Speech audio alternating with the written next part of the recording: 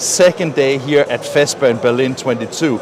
Yesterday was a blast, but I can tell you today, way more people already. So it's quite interesting for everybody to participate and see what goes on in the white page and the large format and in garment and everything. And I'm here with André from Brother. Nice to meet you. Good to meet you. And pleasure. I mean, we have to see something that is quite exciting because you said it was actually a world premiere, right? It is a world premiere, yes, that's right. But before we do that, so who are you?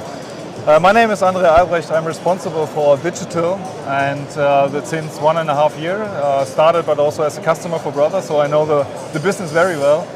Also was responsible for sales and then we decided, okay, we need something to do digital. We have to prepare ourselves for the future. And this is what I'm doing right now, and I'm looking very forward to promote also our new system, our new platform, Brother Mice. Yeah, because you're basically, we're going to see it in a moment, but you basically said that you're kind of the product owner, right? Yeah, that's right. Yeah, so I'm more or less responsible for the whole project, but not only Brother Mice, but also all other digital products in our company. So, there's always possibility to optimize and be more efficient also for the other departments. For sure now we have to prepare also the DTG future, and this is what I do. And I mean, look at your booth, man. Brother is it's a pretty impressive booth. Yeah, this year is really huge, yes. Yeah, we are looking forward. Yeah. So. What is, I mean, Brother's a company, it is a Japanese company, right? With the mother in Japan, yes, that's right. But you have like everything from print heads to desktop printers to to the garment printers to everything. So what I mean, can you give a short overview of absolutely. We are able really to cover the full process. As you said, from the beginning with the printing the labels out until DTG for sure to customize also textiles.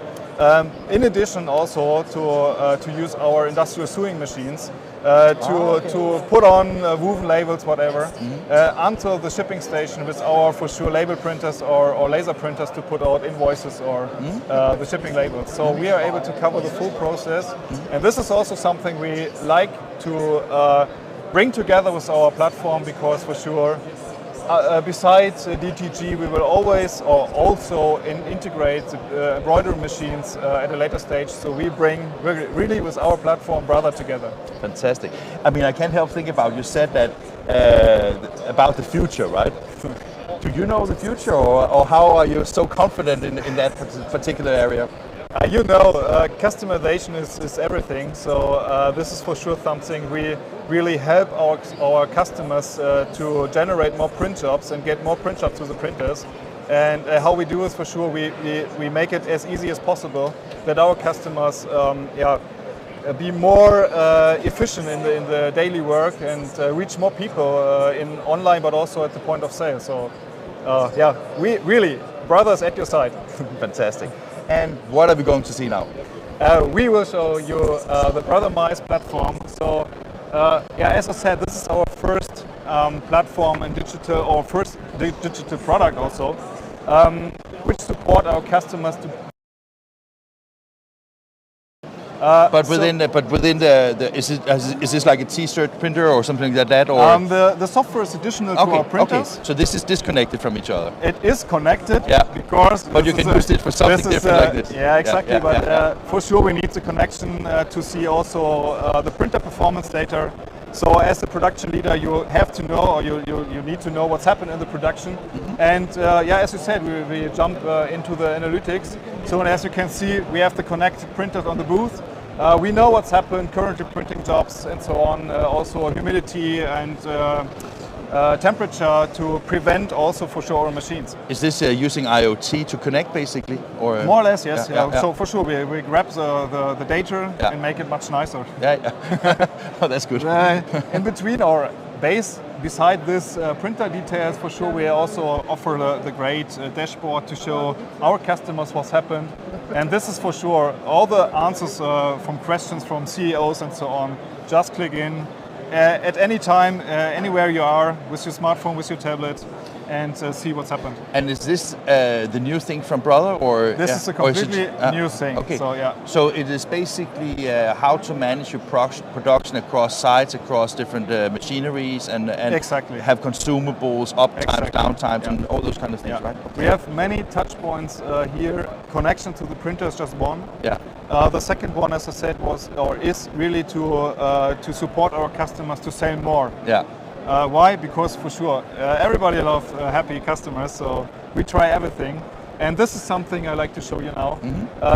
In this case, we connected also Shopify, for example. This is one of the well-known. So you can take a lot of software and connect directly. Exactly. Yeah. So does that mean that when a customer places an order, for example, in a Shopify, then it can basically be delivered directly into a production workflow? Yes. This is our fulfillment feature. First step, to sell something, you need something to create, and this is for sure you need. And some customers as well. As a customer, as well. Yeah, you need some blank textiles, so you set it up one time together with the image library. You're able to match blank textiles with images and make at the end or create at the end an article. And I can see that you have prepared some Berlin themes, right? Yes, because we're in Munich. Of course, yeah. That's kidding. What I like also to show you is our Designer Pro, and this is I'm very happy to have it in our platform because this is the base for our customization. Yeah. So what you can see here. Can I just ask a question before you continue? For sure. Yeah, because I was just curious, because I really like that you have connected to Shopify, for example. I think that one of the challenges with Shopify is that you don't have a design tool as a default, right? The design tool for customers? Or? Yeah, for the t-shirt. So now when you have your design tool here, can you then integrate it into your shop solution? Absolutely. Oh, now we're talking, right? Now we're talking. So this is the base. So as a customer or the producer, you are able to create templates. In this template, we are able to connect or to push also to Shopify that your end customer are able to customize products. So in this case, let's just jump in our Shopify shop. In this case, we are able as a customer to change, for example, the Berlin title. Yeah. So easy. So you decide as a shop owner, you decide what can be customized and what cannot be customized. Exactly. Including also the upload of your own products, for sure. Yeah. Or your own images. Sorry. Yeah. Is this something that is? I mean, of course, this is new and unique to Brother right now. But is it a very competitive market where you have to fight for your market shares, or? No, not really. Okay. Because customers asking for a long time, and they're happy that there's now a solution where the Brother logo is in the corner. Yeah. So they know the good quality of our products, and they know what we do if we started something digital. Yeah. This is looking forward for all the projects we will have with our customers to set up all the fulfillment things and see how our customers grow with our platform. Yeah. And is this part of like a subscription thing, or is it just because? Okay. Exactly. This is subscription. Yeah. Just because we for sure give updates regularly to our customers. Yeah. And for sure also to take care about the server costs. Yeah. Is this something that is developed by Brother in Japan, or I mean, do you develop? This is developed in Germany with our office in Emmerich. Okay. So it's really in-house. Yeah. And we are willing also to prepare for ourselves for the future. Yeah. And this is a very important project. And I mean, especially I think if you look at in particular the Netherlands and Germany and the UK, a little bit more like front runners when it comes to personalization and online shopping, right? So to have this ability to offer customers a complete integrated solution must be something that is really beneficial for everybody, right? Yeah, absolutely. Yeah, and my opinion is if you are able to offer customization, there's no any additional future or action. Yeah. And basically, I think that maybe I don't know so much about how it is in this textile segment, but my background is in the commercial print, and when I go to a commercial printing company, you often see a lot of different vendors in the same space, right? So your software, can this also connect to other than Brother equipment, or?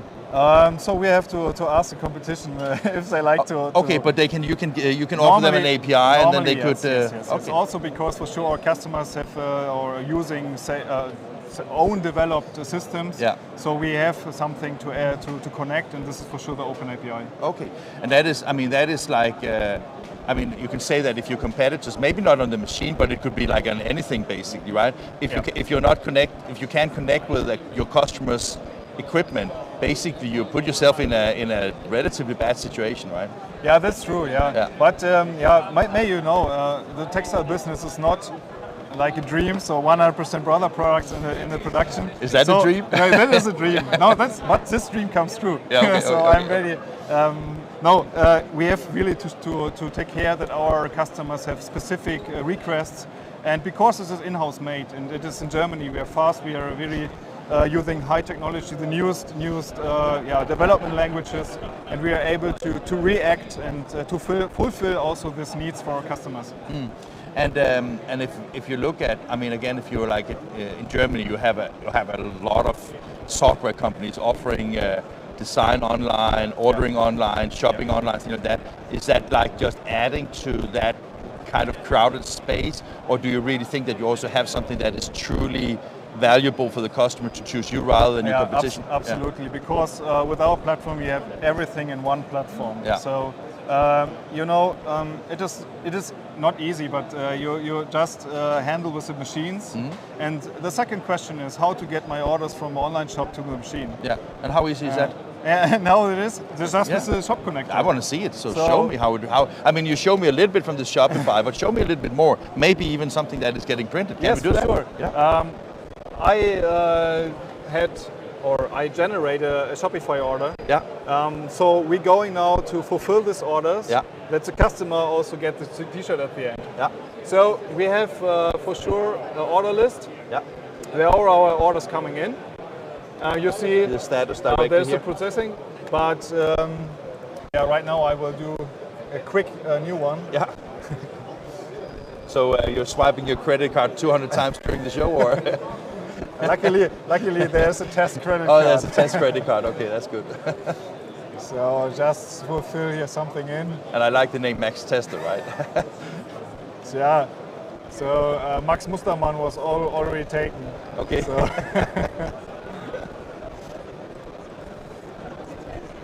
It seems a very user-friendly interface, and Shopify also is one of the easiest shop system to use also for our customers. Yeah. And this is something for sure we like to promote from the beginning. Yeah. Easily also to promote articles. So Shopify is very good in social ads and so on, directly from the e-commerce side. Yeah. So you can basically say that for a customer, they can have staff that focus on the e-commerce side. Absolutely. And then they can have people that more is on the product and the production side, basically. Yeah. So did I challenge you here, or? No. No. I have to change just. It's really annoying when the media come and ask you for a real demo, right? No pressure. No pressure. So now we're talking. Very good. I really like the design of it. Thank you very much.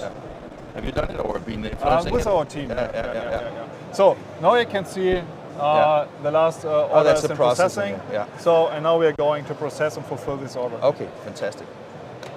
So and for this we go to our stations over there. Our stations are also made with 100% flexibility. Yeah. So you as a customer can decide which kind of station is on the screen.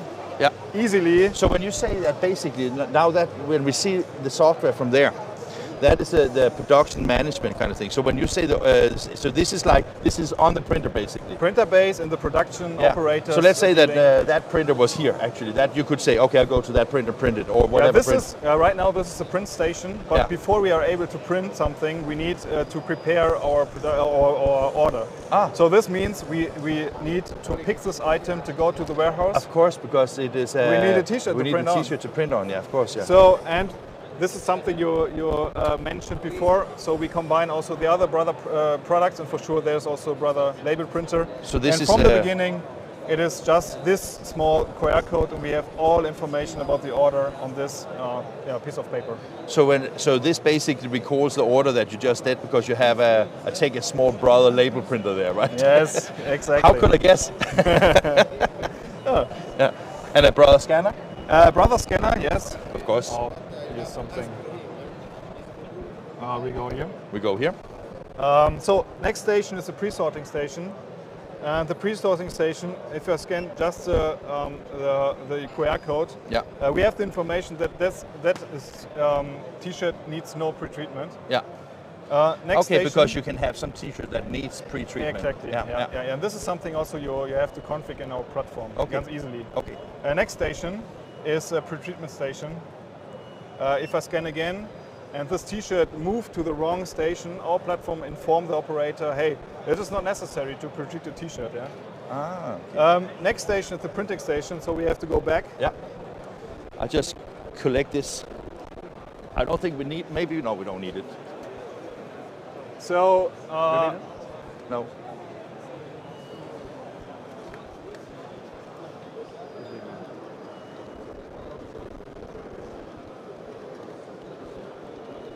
The other way.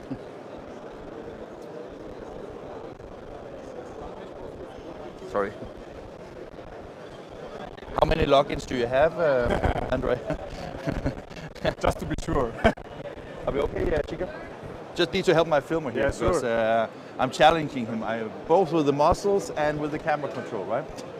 So, back to the printer station, and now for sure we connect our system with the printer. Yeah. The only thing is, for sure, I just need to scan, hopefully. Okay, not nice.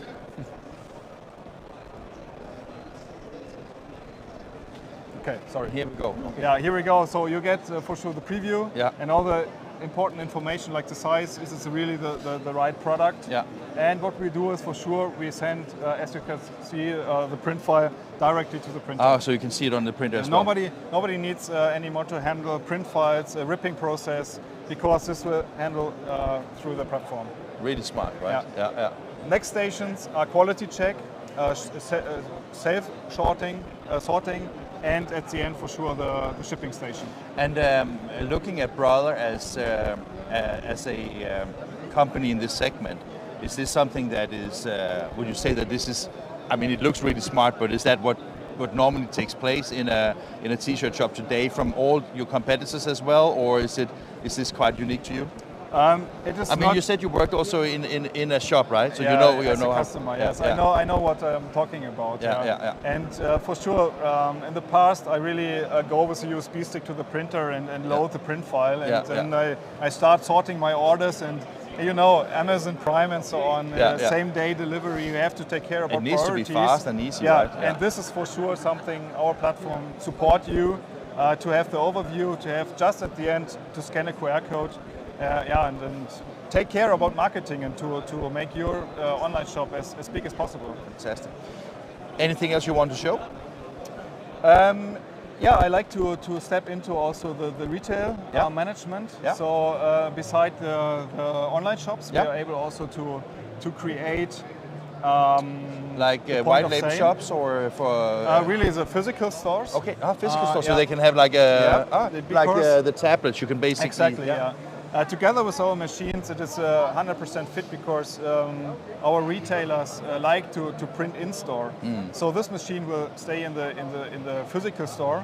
The customers or the users of the store, the visitors, can customize on the tablet, and then the T-shirt will print directly in the store, and this is very nice because customers love to see how it works and how the technology is working. And it's one of the mega trends that people want to get things printed close by, and, right? Yeah, so, and this is the only option to get your T-shirts in around 2 minutes. So, so instead of washing, you just buy a new one, right?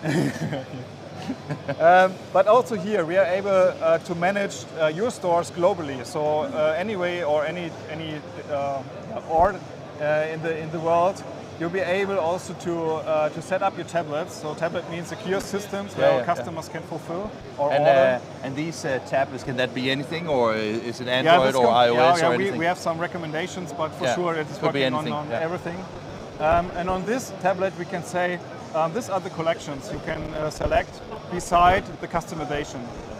This means also we are able to let the customer decide which kind of designs should be in which department. For example, the kids department. We are only, for example, be able to show just the license model of Disney or whatever. But the soccer department, or the target group of the soccers, will just see Bayern München or Hertha BSC. Oh, that was your favorite team, right? No. No. Similar with soccer. So, but also here at the end, it is easy to fulfill also the retail business or the retail orders, because you just drag and drop. So it's like a swim lane way of doing the project management. Go to show the details, and you have also here all important information on one page. Click just the print order button, and then we send the print job to the printer. Fantastic. André? Fantastic demo. Thank you. Thank you very much. And I like you're so engaged with it. That is really nice. It's a passion, really. We have to prepare ourselves, but also our customers for the future. We do everything, also with this project, beside for sure for our hardware.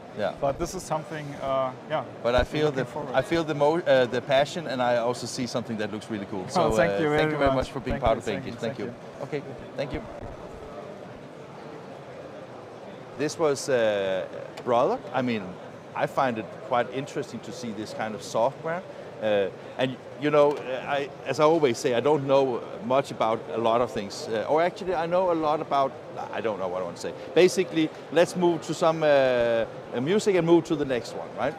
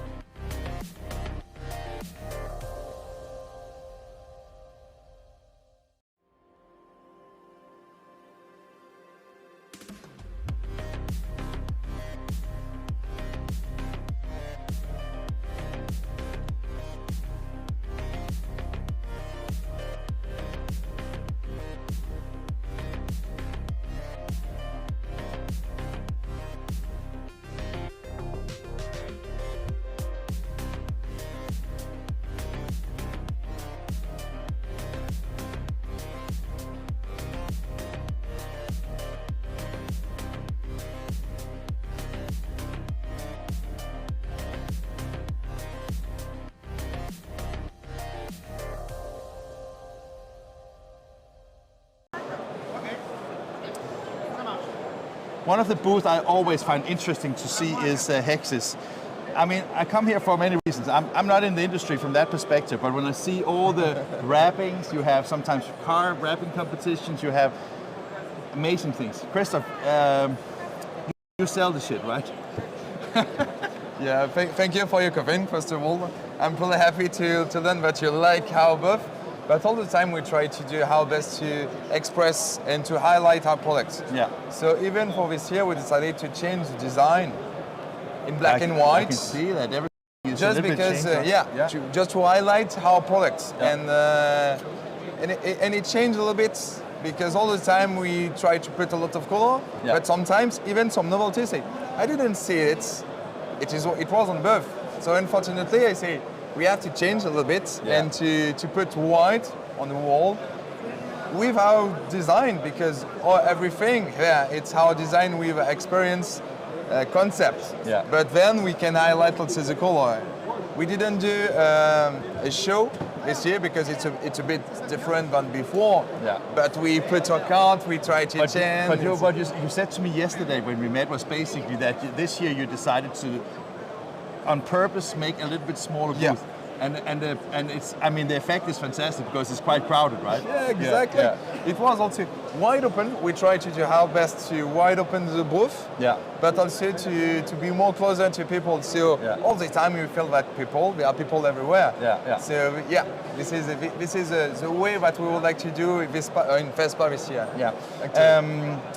I mean, wrapping has been around for years, of course. Yeah. But I was thinking that when you see how wrapping is developing, because it's like, we talk about cars, but it's like almost anything that can be wrapped today, right? So where do you see the development of the products and the services that you are developing?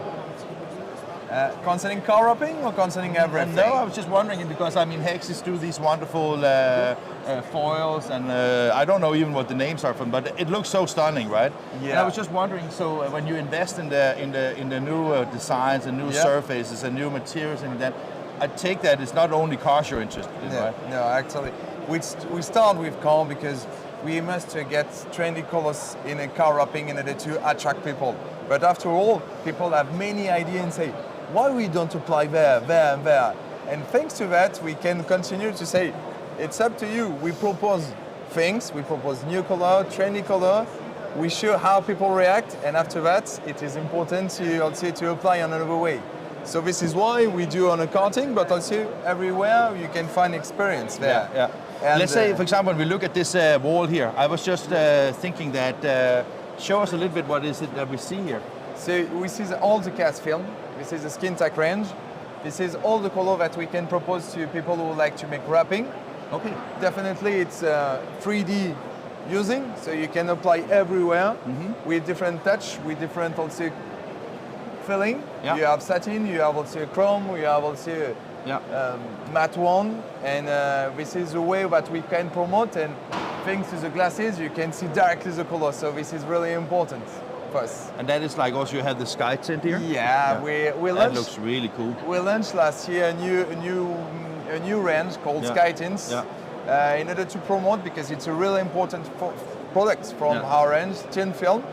But it also extends, I mean, when you look at the kind of customers in that case, I mean, this goes for interior decor, it goes for even for architects that are proposing buildings. Absolutely.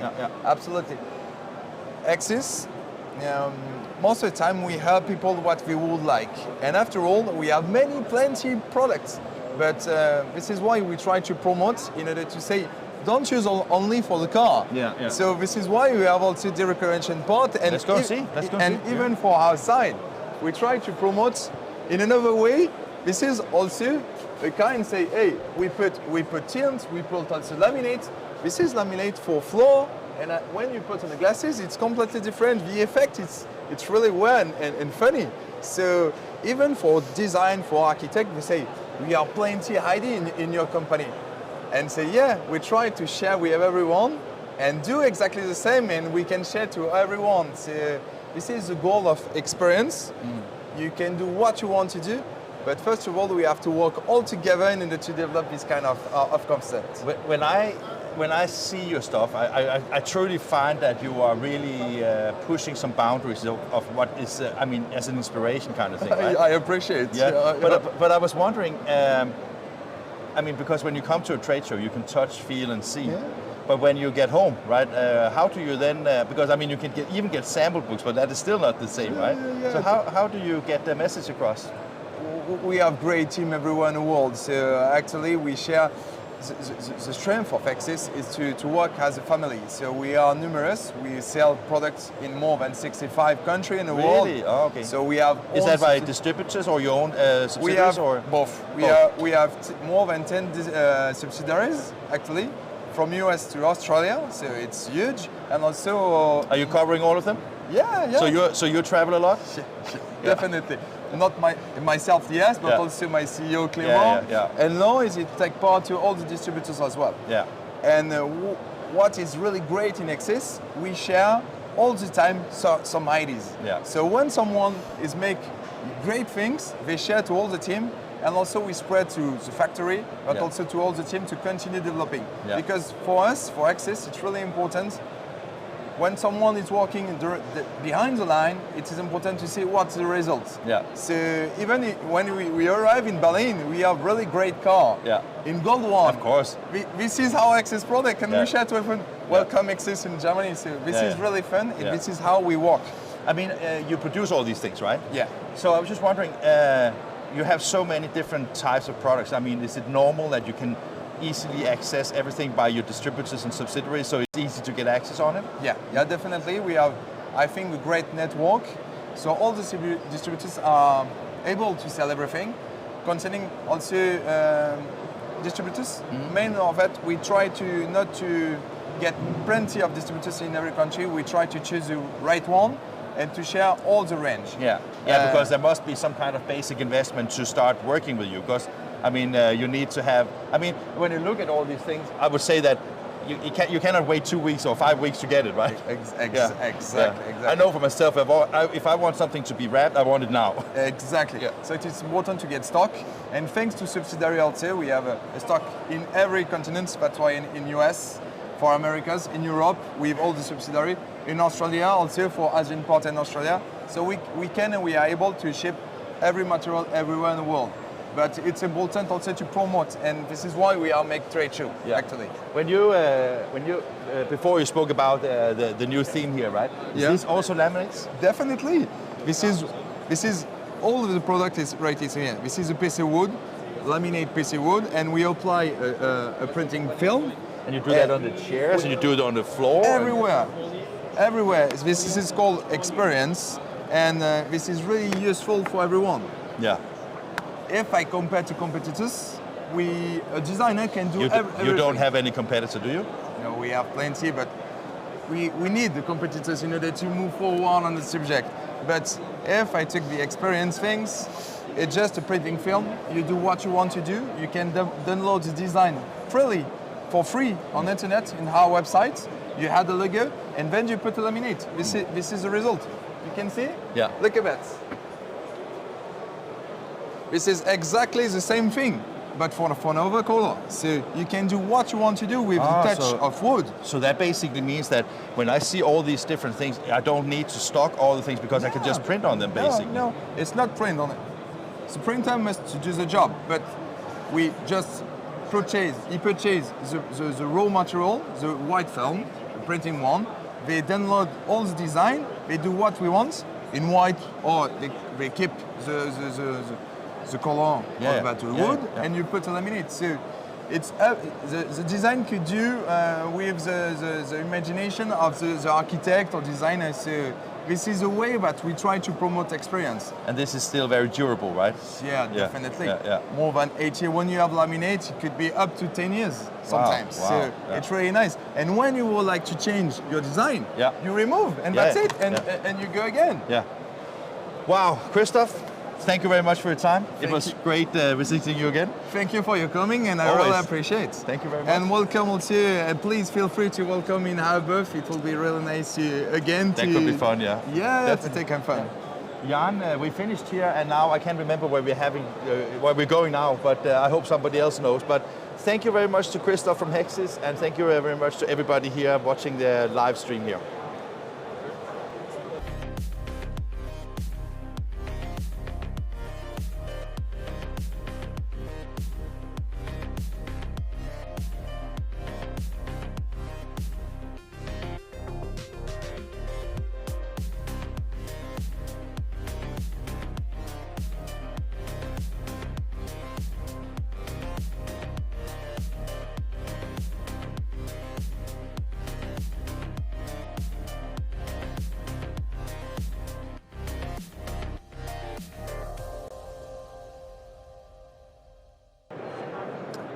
Antalis is one of the biggest and most important suppliers of substrates to the global printing industry. And here at Fespa, you can see they have a very, very beautiful booth. And I have the pleasure to talk to Francois. Francois, a pleasure Hello. to meet you. And I know that we have just been thrown into this, right? But this is a really amazingly nice looking booth. Is it your work? Thank you, thank you. Do you think so? Really? Oh yeah.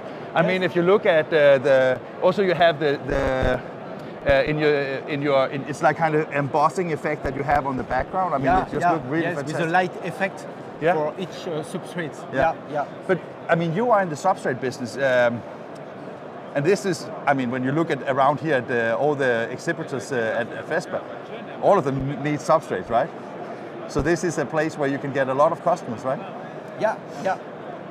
First, thank you to come and to visit our booth at this Fespa. As you know, Fespa is really a strategic initiative for our industry every year, except the two last year.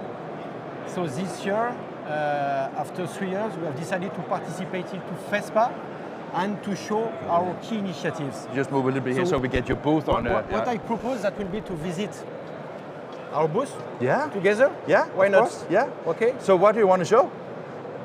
Everything, right? Yes, everything. I mean, we have some flooring here, right? Yes, because this is very simple. We have 4 strategic initiatives.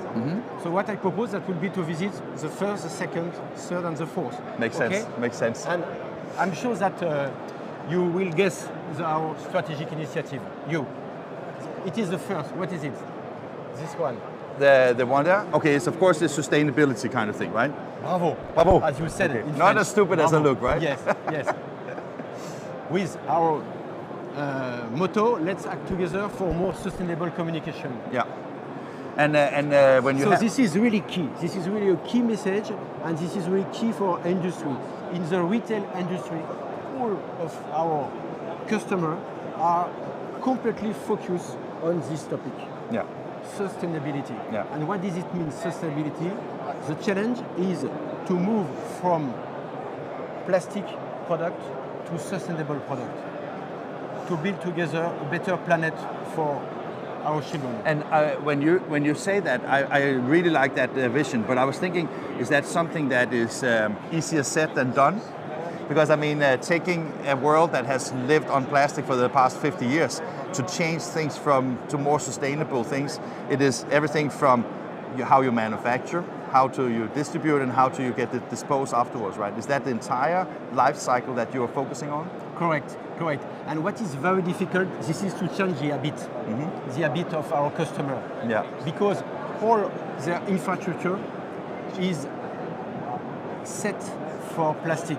Yeah. And now, if you remember this industry, 20 years ago, they all come from paper and board to plastic, and plastic was really fashion. So we kind of go back now in time, kind of, they have right? to change and to come back to board, and board is boring. So now you're proving them wrong, right?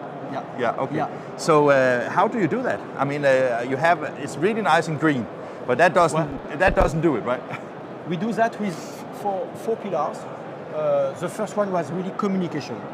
Communication is not communication. What does it mean? That it means to convince our people and to convince our customer with a strong communication campaign through our digital infrastructure, through our website, through the social media.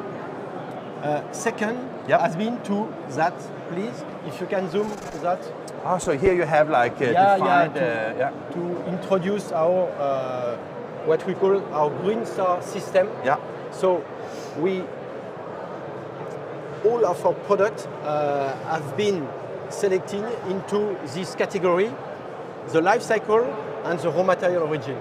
So that basically means that when a customer is looking into buying from Antalis, now they will have a rating system so they easily can see if it's sustainable or not sustainable. Yes, depending on how many stars. Yeah. From 1 to 5. Yeah. 1, 0, 1, Yeah. 2 stars, Yeah. this is not sustainable. Yeah. 3, 4, 5, It's this is more, sustainable. this is sustainable. And when Antalis is also a distributor, of course. Like, so I was just thinking that, or merchant. So when you look at this thing here, does that mean that you have to go back to all your suppliers and say, this is what you have to comply to in the future? Yeah. This is why this is easy for the customer to have the view of what they buy, because they do not understand if the product and why the product is unstable. Precisely, yeah. Okay, and with the life cycle and the raw material origin, it makes sense. It makes sense. This is easier to understand the market. Yeah. First pillar. First, and after that, the third goal was to introduce alternative products. Yeah. Okay, and you have that in too? our range. Yeah. Yes, of course. They are there, and after that, to support the customer. Yeah. To support the customer. Okay. The second. I mean, you're so crowded here on your booth, so it's almost impossible for our filmer to follow us, right? So maybe we can. Maybe we are popular. I think you are, right? So let's go to. Yeah, I follow you. To the magenta zone. I follow you.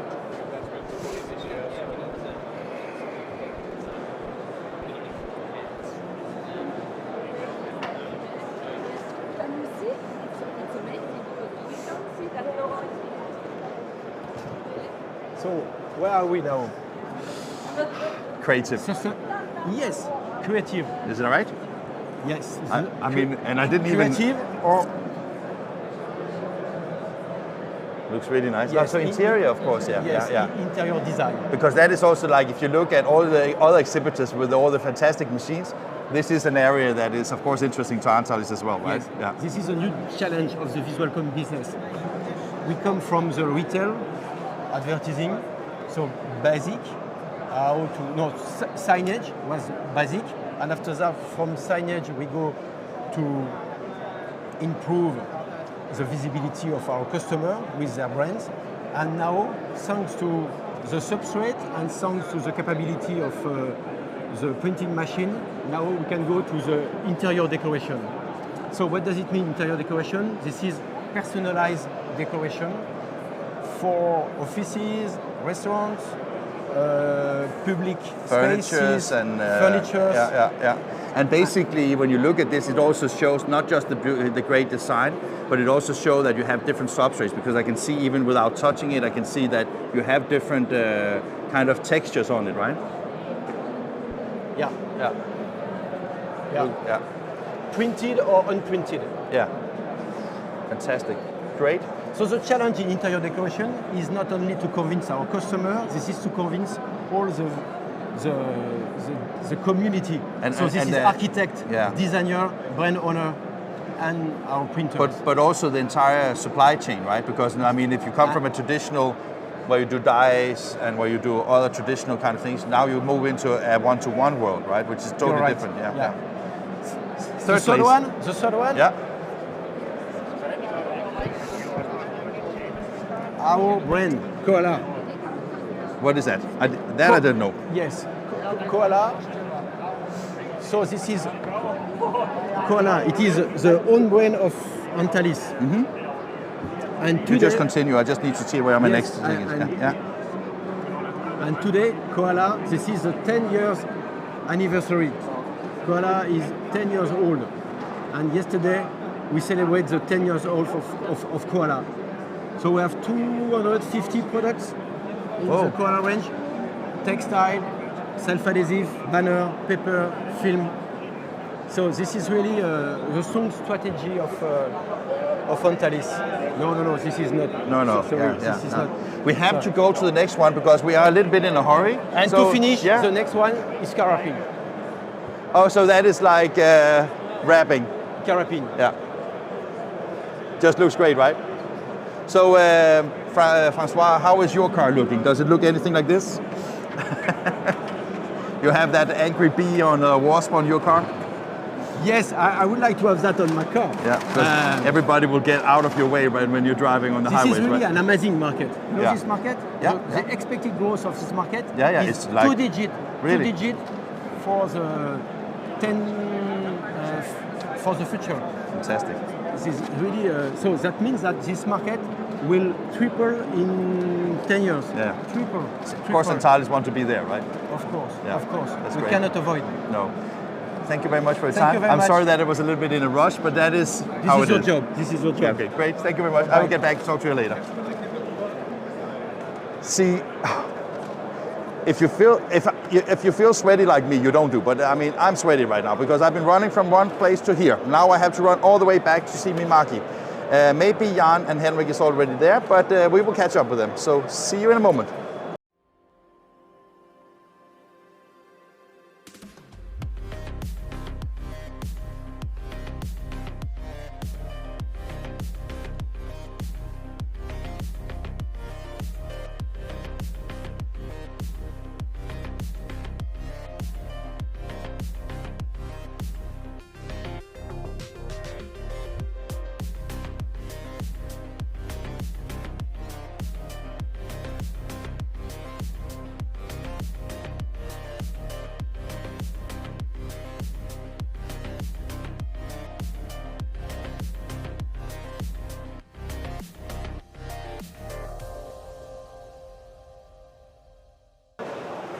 I must admit that when you come to a booth like this one here at Mimaki, it must be one of the winners, right? And I mean, we are here. Introduce yourself, my friend. Welcome to our booth. I'm Arjen Evertse. I'm General Manager Sales EMEA at Mimaki Europe. And we are very happy to be here at Fespa and welcoming you. So that would mean that you're basically responsible for all the sales throughout the area of EMEA? Yeah. So the whole European, Middle East, African area, I'm looking after that. But you don't look very stressed? No, I'm not. Is it because you have good products and easy to sell? Yeah, or? I think so. And we have very nice applications. Yeah. And I think that's also where we are now is the centerpiece of our booth. Yeah.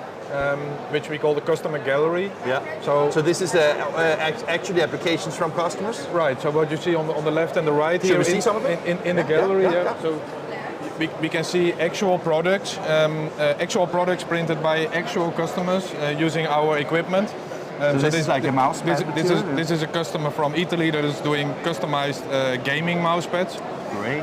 And then we have another customer also from Italy that is doing customized Sims wood. Very nice, using our sublimation printers. How long time have you been in the industry?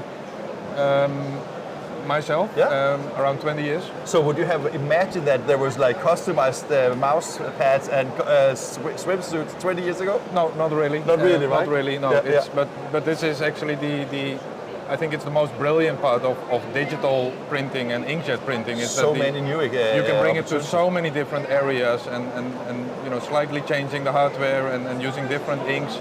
And I think we reached a point where imagination is the only limitation. Like if you can imagine it, we can almost print it. And Mimaki, you have, of course, the experience and you have the technology to support those visions, right? Right, yes, we have a very broad range of equipment going from traditional sign graphics to industrial products to textile and apparel and more recently 3D. This is also 3D? This is a very nice example of our customer Microsoft from Turkey who are doing personalized or customized carpets. Nice. So these are the smaller versions. They made it specially to show at the booth because normally they are much bigger. Okay. So they sell this for like shops, or is it more for like living rooms and houses? Or they sell it online, so you can buy your own customized carpet online and put it in the house. That's just amazing. A customer from Germany making specialized bags or personalized bags from recycled materials. This customer is actually not using our printing equipment, but our cutting equipment. We also make large size. So they have a large Mimaki flatbed cutter where they use recycled materials to cut the shapes to produce bags. Have you visited the company or? Not really. No, this, not this really, one. but I know their story. Yeah. This is a customer making customized trophies from glass. And when you say customized, so that means that it's a combination of glass and print on the surface? Exactly. Yep. So basically, that also showcases that you have technology that can do like really thick on print on very thick. Right. Yes. For the smaller direct to object printers, how we call them. So the smaller size UV flatbed printers, it goes up to 15 centimeters. Wow. So that can be for mobile phone cases, it can be for the trophies, it can be for almost everything, right? Wooden boxes, wine boxes. We see people doing so many crazy things that it's too much to name it actually. Yeah, and actually to show as well. But I mean, just this little walkthrough here has shown a huge diversity of what's possible, right? Exactly. And I take that this is to some extent maybe just the starting point, because if, as a supplier to the market, and you show these things, it should inspire other people to even go into even more further development, right? It does a lot. Something also very interesting, because this is all still about customized, personalized, promotional things. Yeah. But we also have a lot of customers printing actual industrial products. So, for example, this is another customer also located in Turkey. A company called Pakkens. They make all these kind of meters and measurement equipment. So they print directly on that. The dials inside, they are printed. They are digitally printed on aluminium sheets. Okay. So they can do customized dials, and they completely remove the need of stocking anything, because they print it digitally. They don't have to screen print thousands and thousands without producing the actual device. So they just print as much as they need, which removes all the need from stock and all the logistics around that, which is also very costly. Yeah. Before we go on, I was just a little bit curious, because I mean, you're very well known in the industry, of course, but tell us a little bit, I mean, where are you from and what side? I mean, because when I see you at trade shows, you're always like one of the bigger ones, right? So, and I think also you're like one of the big sponsors of Fespa, right? Yes, right. We are a gold sponsor of Fespa Global Print Expo, and we have been for many years, and also in the other areas. We are usually one of the bigger exhibitors and also sponsors of the shows. Yeah. I think one of the reasons is that because of our, we are a Japanese manufacturer of originally cutting equipment, and then moved into inkjet. So it started in cutting, basically. It basically started with cut plotters, more for making the drawings, and then we went into the cutters for PVC vinyls, which actually brought us to the sign graphics industry. And then when inkjet popped up, we made the first printer, and this evolved, and then we made textile printers, then we moved into UV, and I think what differentiates us amongst others is that we have a very wide range of products. So we have all the sign graphics equipment from small size print and cut machines up to 3.2 meter solvent and UV printers, small size flatbed, large size flatbed. Over there you see the JFX 600 going up to a large size flatbed up to 200 square meter per hour. Wow. And then the whole range of textile equipment, dye sublimation, direct to textile, pigment ink, reactive ink, you name it. So because the range is so broad, basically it's also our motto that we want to be able to serve every customer. If you have a need for print, come to us and we will find a solution for it. I was just thinking, sorry to interrupt you, but I was just thinking, because you look so confident in your market and your product, but I mean, it is also a competitive market, right? So is it hard when you get to, is it very much one-on-one competition, or do you own a certain space, or? We have our space in the market, of course, and I think because the range is so broad, that's why we're probably one of the biggest exhibitors, because if we want to show everything, we need a big booth. But it also means that we don't have, we have many competitors, because just look around here, right? Because every area where we operate, it's touching somewhere. But we have been a very established brand. I think one of our major benefits in the EMEA region is that we have a very strong channel, because as a manufacturer making good products, it's very important, of course, but you also need to have the right way to bring it to the market and to support your customer. And the service organization. So the the right advice for all the local customers and the right after-sales service during the installation, the training, and if sometimes something happens and it needs to be fixed, they need to be there quick, they need to be reliable. We have a very strong channel. Many of our partners reselling our products have been working with us for 15, 20, 25 years. So it's very hard to beat that. Let that be the ending for today. Tomorrow we will come back to Mimaki and see an actual presentation of one of your machines. So okay. Thank you very much. Thank you very much. Looking really forward great to tomorrow. See you. Me too.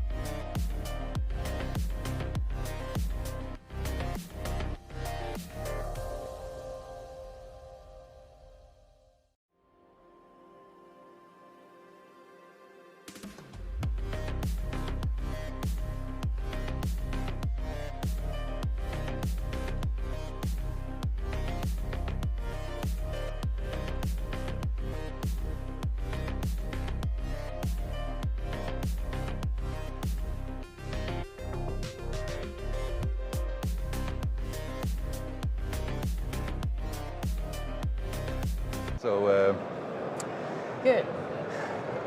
we actually try to have a lot of substrates exhibitors talking to us during Fespa, but I think all of them are so busy. And I got actually last moment, I got SAPPI on board. So Paola, it's great to see you again. Last time we spoke with you were with my colleague at Fespa in Amsterdam. This is a quite much bigger booth and maybe also bigger show, right? Yeah. Yeah, I think it's very good to be here. For us, it's a must, of course. We meet with the people that we have, with the dealers around the world, with the direct customers that we have, but also with the OEMs, like we call them.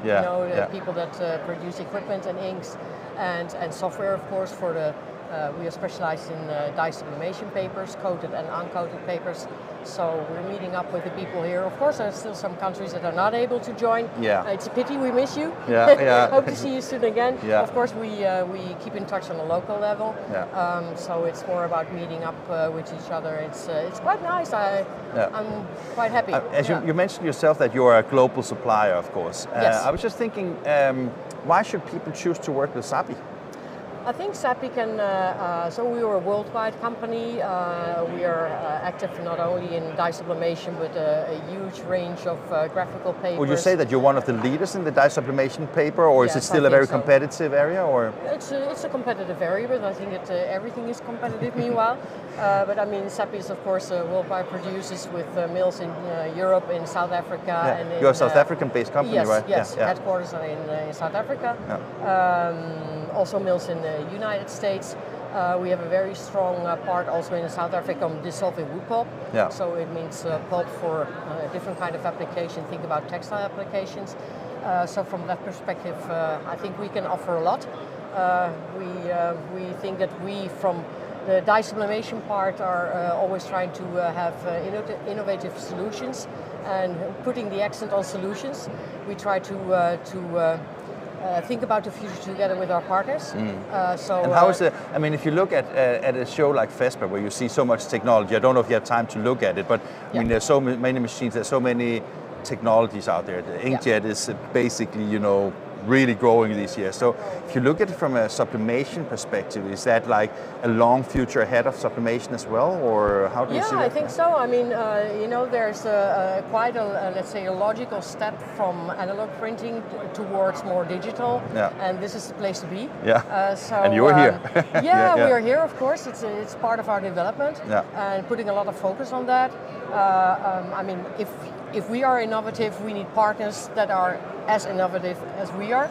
So from that perspective, I think we have quite some nice things to do all together as big industries in this industry. Because you can always say there is, to some extent, there is competition between vendors and OEMs and merchants and all that kind of thing. But at the same time, there's also a huge interest that we grow the industry together, right? Absolutely. Yeah. I think it's about creating the future together. What can be the next, not the next logical step, but what's the step beyond that? Yeah.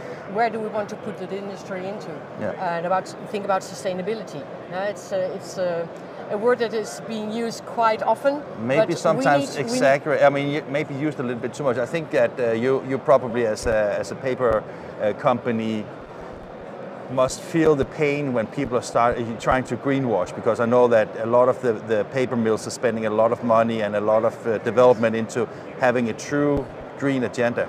And then it must be really annoying when you see something that's trying to bypass that, right? So yeah, but I think it's also a task from companies like SAPPI to make people more aware. Because you're so big, of course, so you have like a kind of a corporate social responsibility kind of thing, right? Of course, yes. And of course, we have our departments that are taking care of that. But I think that we should all work on making people more aware what is exactly sustainability. It's an easy word to use, but you need to give it content. And I think that talking with our partners, so from a dye sublimation point of view, with all the partners that we have, which is our dealers, the OEMs, we need to give a new dimension to it.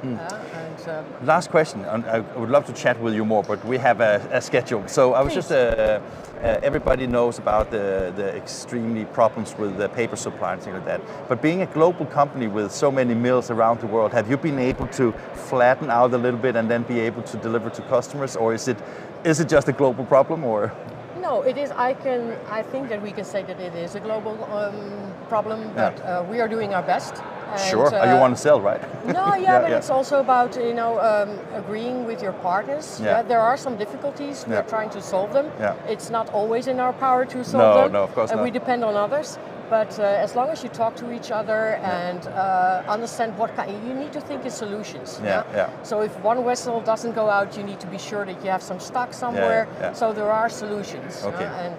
And that's what it's all about. But isn't that a good way to end this interview? Absolutely. Solutions, right? Absolutely. Thank you, Paola. Thank you very much. Okay. Have a nice day. And you too. Bye. Thank you.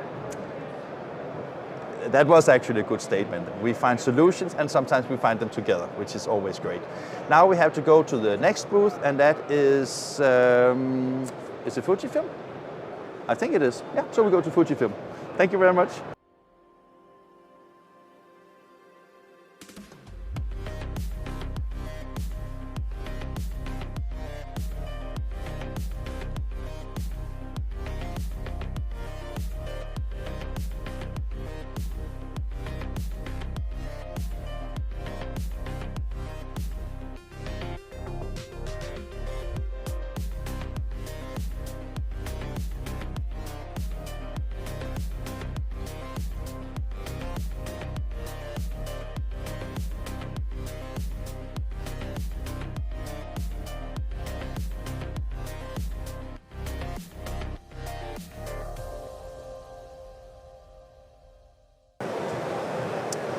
We are now with Fujifilm here at their booth at Fespa Berlin 22. And I have the pleasure to actually give you a demonstration, not me. Promise you, I don't know anything about this machine, but you do, right, Oliver? I certainly know a little bit. Lovely to see you. Yeah, welcome to the Fujifilm stand. It is an awesome booth. I really like it. It's been really good. I mean, it's been busy as well. Yeah. Blueprint Live is our big message this time. These are our new machines. The whole stand, there's 6 machines here, really busy, running all day long. Before we talk about machines, I'm just curious a little bit, because you say blueprint. What is blueprint? Well, blueprint is our concept to design these machines from the ground up. We've been in the inkjet world for a long time with machines, with inkjet developments, but what we want to do is take a step back. Let's not just continue doing what we've always been doing. Let's go back and see how customers work. Let's go back and see what customers need. You won't say that is the first time. Well, I think it's the first time we've maybe gone and looked from the ground up and had a whole range of machines here. Okay. All of these machines, last time we were at Fespa Fujifilm, these machines did not exist. Yeah. All 6 of these are That's brand new. amazing that you have been able to both step back and understand the market and then start developing, and now you have machines working, right? Yeah, absolutely. So let me just ask you questions of your curiosity. Is there like 2 or 3 really great takeaways from getting to know your customers better in how they use the technology? Absolutely. Well, we approached designing these machines 2 ways. One was with our expert engineers. Many of them have been working in the field for a number of years. They know the things on machines that are awkward, the things on machines that always need changing. So we've been able to develop the machines how we want them to work from an engineering standpoint. But we also approached it from a fresh angle, getting a design company in who were not from a print background, and they just sat and watched printers. They watched how our customers work, and they have designed things on these machines to make it so the machines, some of these are small touches, but they work for the operator. And that is everything from UI to how you load the substrates to... Absolutely, that's right. So the whole thing is designed to make the machines versatile. Yeah. Customers don't want to be stuck to one material day in, day out. They want to be able to put whatever job comes through the door, they want to be able to say yes to that work and put it on their machine. And these machines have been designed for that, so that you can say yes to that. The handling system, for example, on the all-new Acuity Ultra LED Hybrid, which we have here, which was launched at this show. We'll have a look in a moment at the handling system, but it's been designed so that any material a customer wants, we're able to feed that and deal with it. And that's fantastic for our operators, fantastic for our customers, and fantastic for us. Yeah. You keep our customers printing, it keeps us very happy. Yeah. One thing I can't help thinking about, and maybe you can't answer it, but I will try anyway. Yeah. I was just thinking that if you look at Fujifilm, huge Japanese company, of course, right? Yeah. We did, I don't know if you know that, but we made a coverage from your Revoria release party in Belgium a year ago. Okay. And it was just like, you know, when I look at Fujifilm, it seems that you have tried to kind of reinvent yourself in many ways, both in the commercial space on the S720, 750, and now with also the Revoria brand, and now you have the blueprint. Is it like, have you been fueled with some new energy during the COVID, or? I think the COVID has given us time to maybe sit and think about what we're doing, but really this is the culmination of 3 years' work. Yeah, so but you want to, blueprint. I mean, you basically do the things because you believe there is a space for growth, right? Exactly, exactly. And Fujifilm has always been an innovator. Yeah. I mean, the team who developed the inks here, for example, we were the first company to develop UV screen printing inks way back in the 1970s. We were then the first company to commercialize UV inkjet printing in the year 2000. And now we're here again innovating. Fujifilm is always building on innovation, and that's what we're proud to stand here. And you work for Fujifilm, right? I work for Fujifilm, absolutely. Did I mention that? Yeah. Let's go and check. Let's go and have a look around the check, back. Yeah, absolutely. So we go to the backside of this new machine. What was the name of the machine? So this is the Acuity Ultra LED Hybrid. Okay. All new machine. And you couldn't figure out a name that was longer? Well, we were maybe putting a few extra words on there, but we wanted to say exactly what the machine is. Now, the handling system you see on here has been designed by our in-house engineering team. And it's really about seeing what materials we can put on. We're running some, I think this is banner material at the moment, but we've been running soft signage as well. And this has been designed, the way this works is to get the material on the belt. The belt then transports it through the machine, keeping the optimum flatness, so you get the excellent print quality. The vacuum system is immense, so we can really control the level of vacuum in this machine so that some of those awkward materials can be handled as well. And when you say that you handle like by vacuum, is that basically an automated process, or is it something that an operator needs to take into consideration? Or the vacuum is actually set by the operator in the software, but the software will then alter the vacuum pumps. So if you set it at a particular vacuum level, the pumps will wind up or down, keeping it steady. That's critical for a hybrid machine. So I can imagine, because you have the table here for more like rigid materials. Absolutely. So the rigid material will go in, and as it goes across, what often happens, and we're getting technical here, I hope you don't mind, as it goes across, the vacuum starts pulling more and more on the material as it covers more of the vacuum zone. And the coefficient of friction builds up, and you start getting changes and everything. The print quality starts disappearing. This machine has been designed to keep the vacuum level the same, depending on, no matter where it is. It will always so go it's the same. smooth all the time. And that basically means that you get a better print, but I guess it also means that you don't have to use as much ink as, that could basically be in Absolutely, So we're not having to mess about with things like that. We can just trust the machine to handle. It's actually quite interesting. I was just thinking that you have actually a screen on the backside of the machine. Because I mean, I've been seeing so many of your competitors, and I mean, this is the area where you never start, but we start here, right? We see a very nice layouted screen with. So basically, can you operate the machines from both sides, or is this specific to the handling of the media? Well, this is really interesting. So depending on the media you're running, you may prefer to be on one side to the other. With rigid media, you want to be on this side really.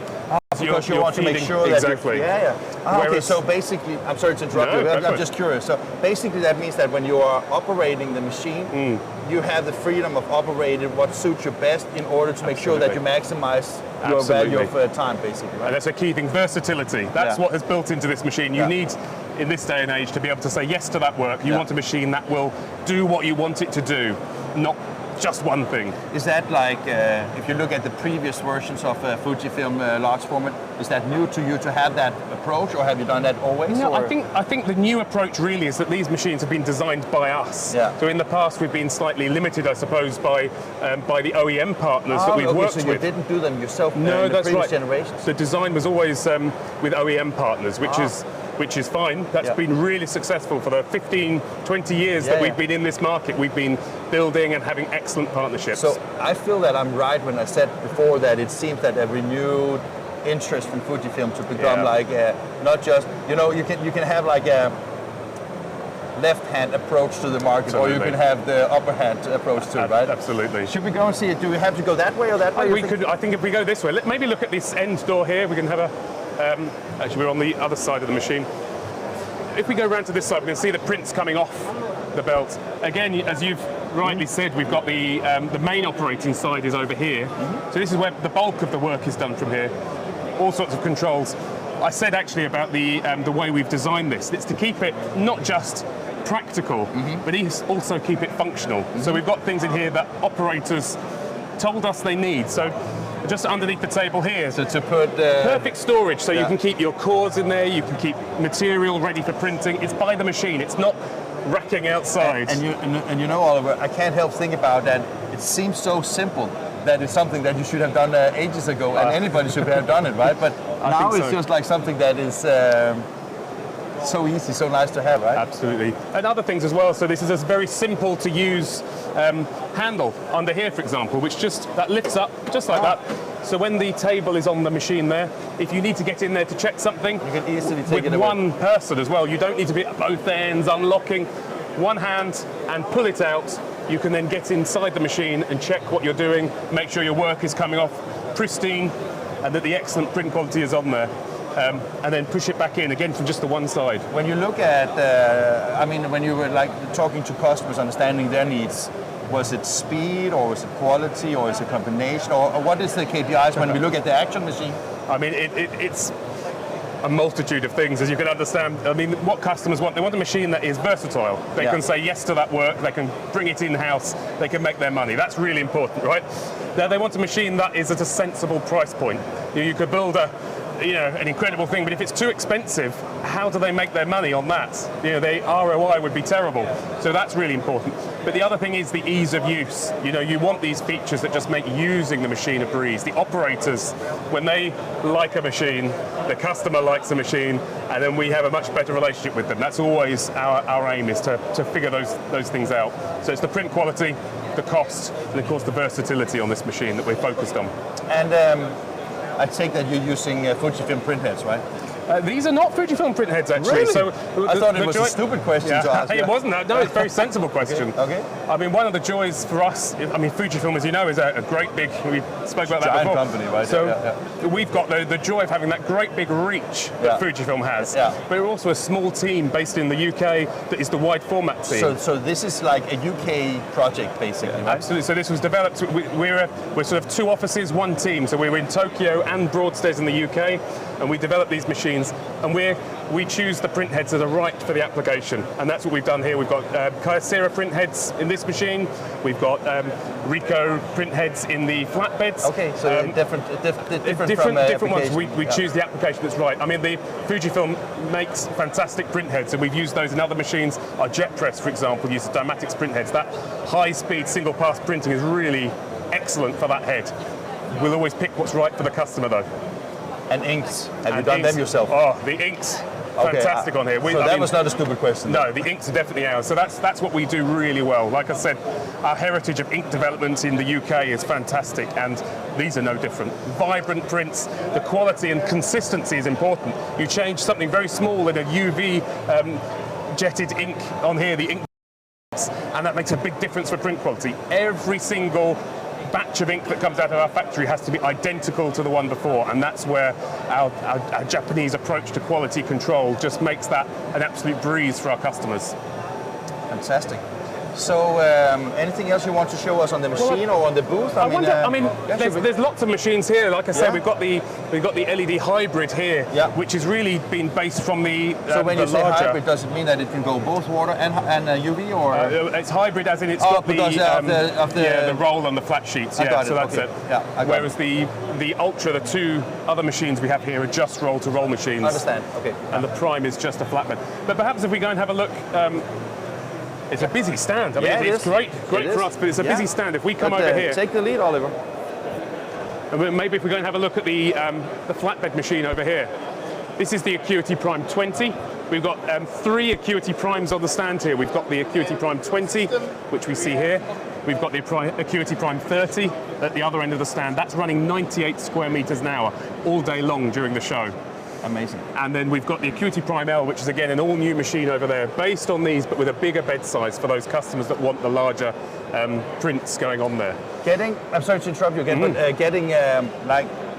know that you're well known in the industry and in the market, but as you said, maybe it was relying more on OEMs in the past. Yeah. When you get to market like this one, does that require totally new service people and learnings and understanding and people to understand that you are now changing your your approach a little bit? Or? We're changing the approach a little bit for sure, but these machines have been designed with our engineers, our service people in mind. So there's key things on the front here which have been developed to make it easy for engineers. Can you show an example? Yeah, let's have a look over here, for example.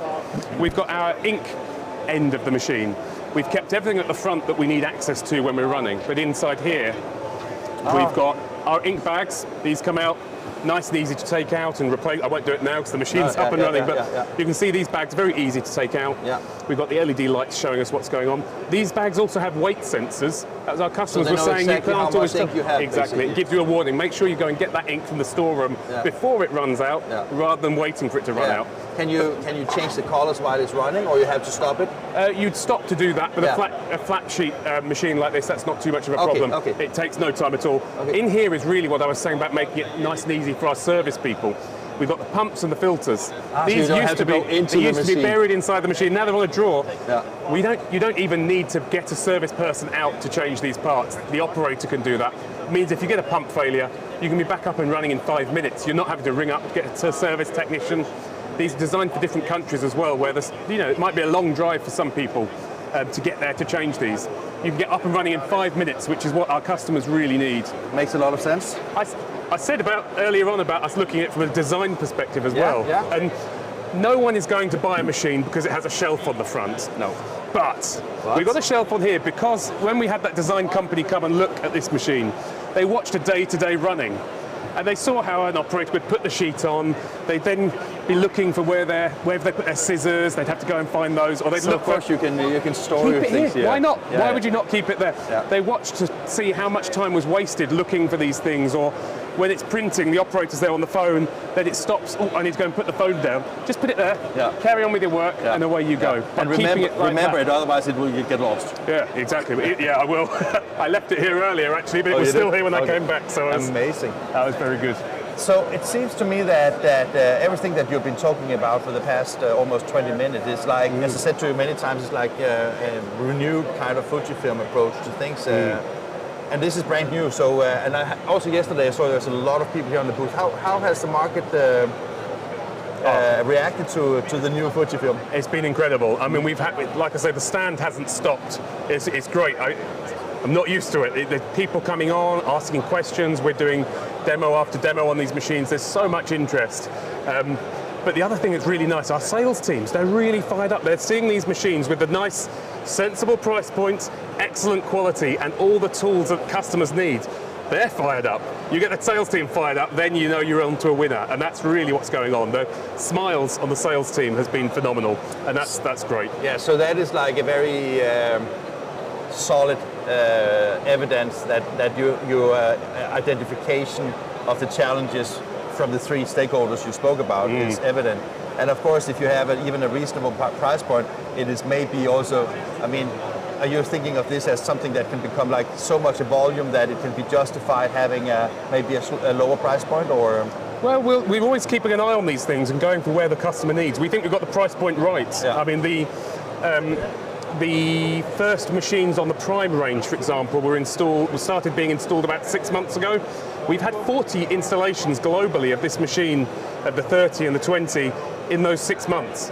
We're struggling to build up a stock because as we're getting them out of the factory, they're going straight to customers. That's a situation we've not been in before. So we're really managing that, and it's incredible. It's really fired up everyone in the wide format division here at Fujifilm to really see this. I take the Japanese top management. They are sitting and looking at the table and say, UK up. Right? We had a great time with our senior management yesterday. Actually, they're very pleased. They're so excited. Yeah. It's fantastic. been great. Oliver again. Yeah, thank you. It was great. Thank you very much. Thanks a lot. Thank you. Oliver, I mean, you can see on his face and his smile and his passion that everything is just fantastic. So let's move on to the next one.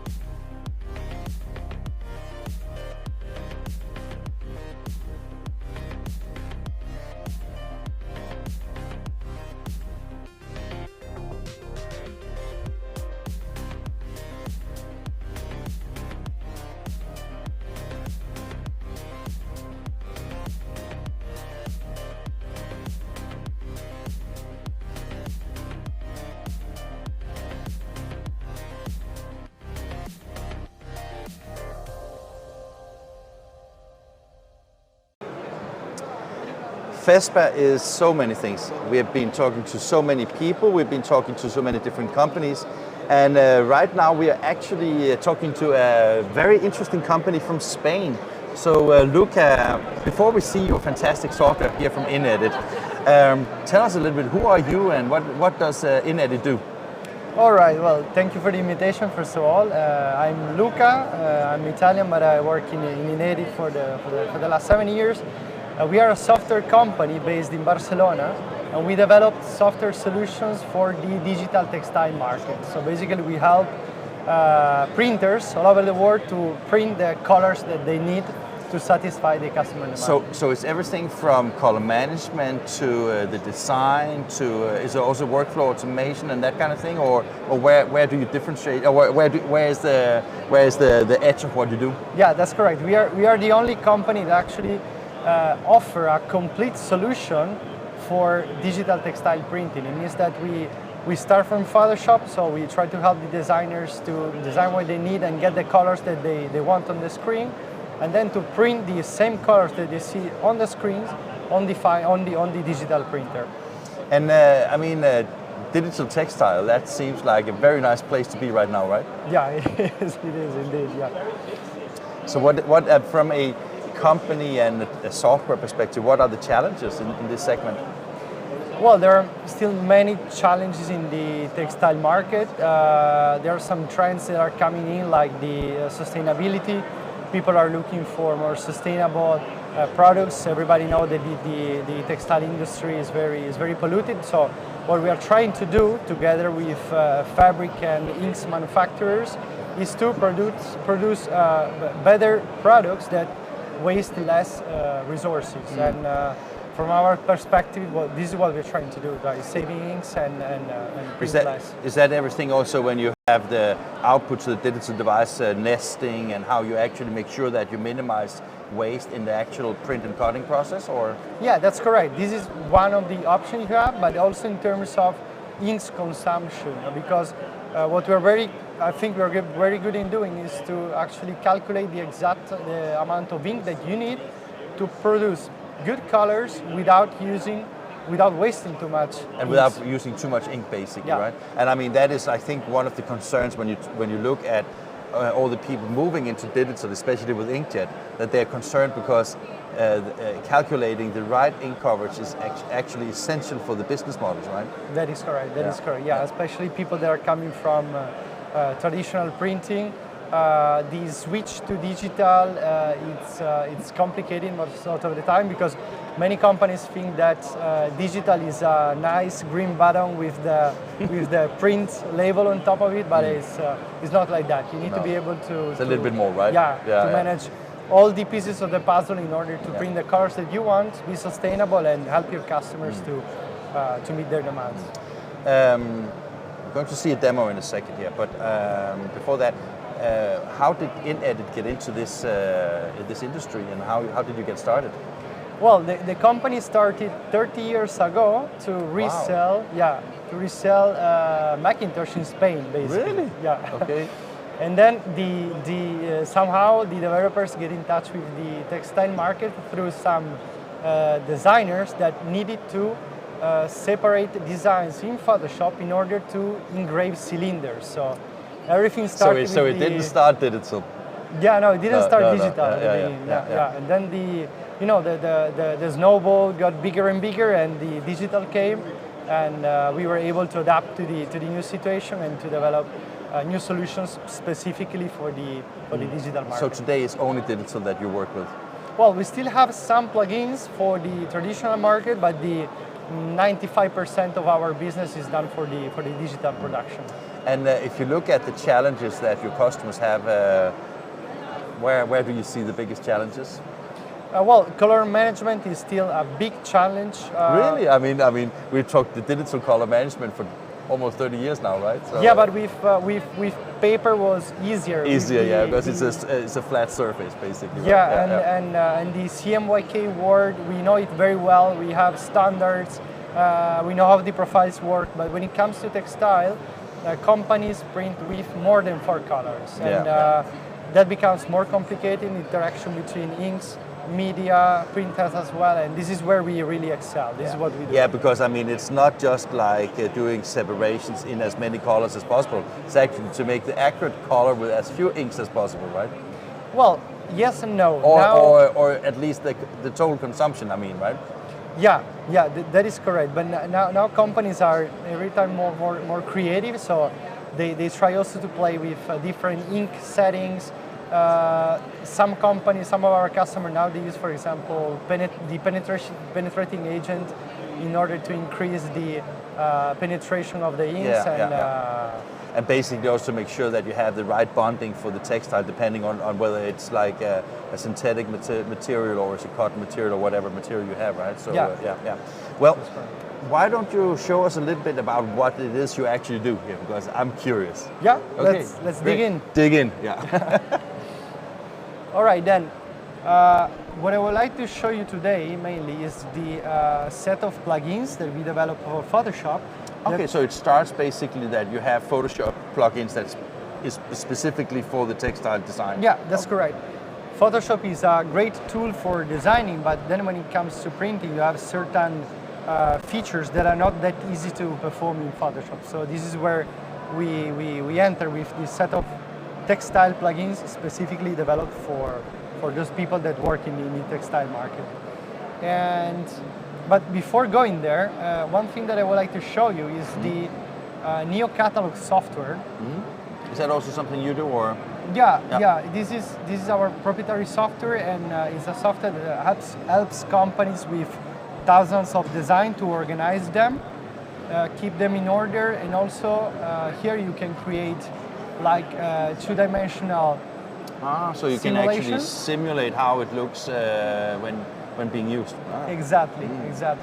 And this is more or less like a virtual book where you can store all your designs. You can show to your customers how they look like on real applications, and then you can share, create galleries. This is the center of our workflow. So would you say that this is how you make fashion catalogs today, or? Well, more or less, this is the start. This is the starting point. I mean, because everything that can go digital will go digital, so why not models, right? That's correct. That's correct. They don't have to go hungry to bed, right? Yeah. That's the point. That's the point. So basically, you have made a software here where it is possible to basically apply different kind of designs in an almost live, because it updated very fast, right? Mm-hmm. Yeah. Well, the good thing of Neo Catalog is that you can actually upload the images that you need. If you do fashion, then put models and shirts, whatever you want. Okay, so you can basically layer them. I was just like my son, he's playing SimCity, so it's no, not SimCity, The Sims. So that is where he can dress them. It's similar but more complex, right? That's correct. Yeah. Well, so you build your characters here, basically, right? Yeah, kind of. We prepared the images for you in Photoshop, and we just upload the images here. You can, as you can see here, you can see how your images looks like on a real application. Amazing. Yeah. And the good thing is that this software is connected to Photoshop. So through a panel, you can browse toward all your designs in Photoshop. You can look for keywords. For example, if you want to see all the designs that contain flower, just to type in something, you browse toward your designs here, and you can. Are these keywords, are they tagged or are they identified? That's correct. These are metadata that are stored within the image in Neo Catalog. So basically, if you search for red, you don't have to. When you make your library, you don't have to make red. It can actually identify red colors or flowers or. That's correct. If the information is inside the design, you can identify it here. Nice. And the good thing is that then you can download the design directly in Photoshop. And of course, you can also work on the other way around. You can create a new design and upload it in Neo Catalog with a certain metadata. And is this like a cloud-based solution, or? No, it's stored on a central server. Okay. So we make sure that the designs are protected, stays. Because you need to be sure that as a designer that you have control on the designs. Exactly. So the customers for this kind of software, is that like the fashion developers and things like that, or is it more like the printing companies, or is it both, or? Is it really both? Okay. Really both. We work with small design studios that they simply have a Macintosh like mine. And we also work with huge textile producers with thousands of designs. They have their own server, and they simply use Neo Catalog, as I said, to organize and share what they do with their customers. Yeah. Amazing. So now you're here. Then what? Yeah. Yeah. Then once I have my design in Photoshop, Yeah. we have, as I said before, a set of textile plugins Yeah. for Photoshop that helps to do certain things. Like what I'm going to do right now with you is to separate this design, which is an RGB. Now I need to activate my license. Yeah. So here you see all the plugins. And I'm going to separate this RGB file into color channels so that later I can make a new variant using my own color books or Pantone, for example. So you have like the variants of the same design, but where you can easily change it in the, yeah, okay. That is correct, yeah, yeah. And yeah, here you have all the plugin, and you can access to the plugins from the Automate button here. And the first plugin that I'm going to use is called Neo Textile Masquerade. And I believe that, I hope you didn't lose me. Yeah. The very cool thing of this plugin that it's semi-automatic. You just need to select the colors that you want to extract from the image, and the plugin automatically builds the patterns that applies to. So let's say that you pick one of the blue colors, then you will see the blue ones basically. Yeah. Right? Yeah. Let's do it together. I double click on the dark blue, and what the software is trying to do is to recreate, let's say, copy the original image only with the colors that you select. Yeah. Right. So that basically means that the selection you have right now, that would be capable to print that image with one color ink, basically, right? Yeah, but now only with one color. As you can see, I'm not able to reproduce. No, what I was meaning, you sometimes you can say that you have blue that can be more to the yellow side. You can have blue that is more to the whatever kind, and sometimes if you print it, you would need to have a mix of it. But this basically show what you're capable of that image to reproduce with one color, right? That is correct. Yeah. That is correct. So now you can select multiple colors to basically build it up, right? Exactly. Exactly. Well, now you see a single blue channel, but in reality, what we have here is a black and white layer, nothing more than that. Yeah, precisely. It's just colored, so it's easy to identify. Yeah. Actually, if I switch to the grayscale mode, you see the selection. Yeah. But the more colors I add, the better the final separation, right? Yeah. Then if I add then of course you can zoom in and zoom out. You can work so you can take the more important part of it, basically. Exactly. Right? Yeah.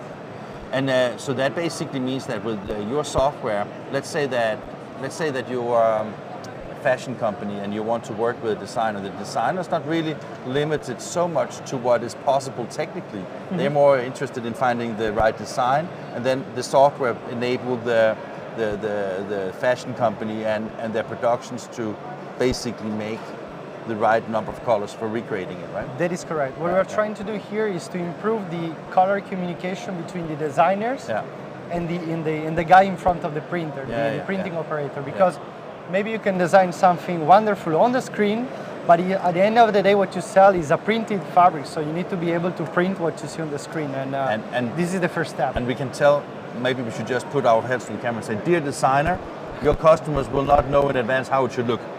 That's correct. I'll sign on that. No, just joking. Of course, you want it to be as accurate as possible, but it's also like a costing thing, right? Because when you produce, I mean, basically today in digital you can literally produce almost anything, right? So it's more like how can you make it cost efficient for the product that you want to sell, right? If you do haute couture, doesn't really matter, right? Yeah, that's right. But if you do like something for a supermarket, you need to be really price sensitive and cautious, right? So, I mean, that is one of the reasons, right? That is one of the reasons. Well, there are many pieces of the same puzzle, and the more you are able to control every step of the workflow, then the easier it is to meet cost and be efficient. Yeah, definitely. That's great. We have about 5 minutes more, so we have to, look into what is the most important thing for you to show. Yeah. This amazes me, and I think it's great. I knew about these things, but I never seen the actual software doing it, so it's quite cool to see. Yeah, as you can see, it's very easy to use. We can finish this separation with a few additional steps. I'm just going to add some more colors. Yeah. All right, and then on the left side, on the right side, I have the design. Yeah. Separated. Yeah. And as you can see, it was automatic, and I can actually export Yeah. the result in Photoshop. And then for every color, I have a channel, and I can apply the color that I want on top of this channel, which is very interesting because, again, you need to print what you see here. So you need to be accurate when you do this color conversion in Photoshop. Yeah. It's amazing, and I mean, when you look at these kind of things, I mean, I can't help thinking about that when we look at the show like Fespa, where you see the really increased focus on digital garment and digital whatever, textile and things like that. I mean, I'm not saying that it is easy to print things, that's what I'm not saying, but it's funny to see how you now experience that this kind of software will actually be like an enabler for actually making print that looks great with a minimum effort, right? So, so when you sell this software, do you sell it through channels or on a website, or how do you get into the customer's hands with this software? We do have an extensive chain of distributors all over the world. Basically, when you find printing. Are you a big company, or I mean, are you one of the leaders in this segment, or? We are not big companies. We are 30 people, so we still consider ourselves a startup after 30 years. A really relatively well-sized software company, right? Yeah, definitely. But we rely on distributors all over the world, and this is what really makes us strong. Yeah, and as I asked before, so the typical customers are designers, fashion houses, and garment printers who want to have this software for their customers, basically. Yeah, and also technology provider, for example. So it could be like an OEM to a machine, for example. Absolutely. People that are building digital printers, they are also looking us to improve the color management workflow. Yeah, that's amazing. Correct. You know, the only thing that is too bad when you do a live broadcast is basically, first of all, we have limited time. Secondly, it never comes out the same way as actually seeing it in real time here. So I hope our broadcast will be good enough for the audience to understand and see the value of what you do. And if they want to reach out to you, it's just InEdit.com, right? Yeah, that's correct. You can ask for Luca, which is me, and any question or online demo. We also offer a 30 days free trial for all our software. So yeah, we're here to help. Thank you very much. Thank you for the invitation. Yeah, it was fun seeing. So yeah. Software is great, especially when you're in a live stream like this, can take HDMI output and actually combine it in an interview. Actually, we're now just going 2 or 3 booths that way, because we're going to EFI to see some other software demos. So stay tuned for a moment or two.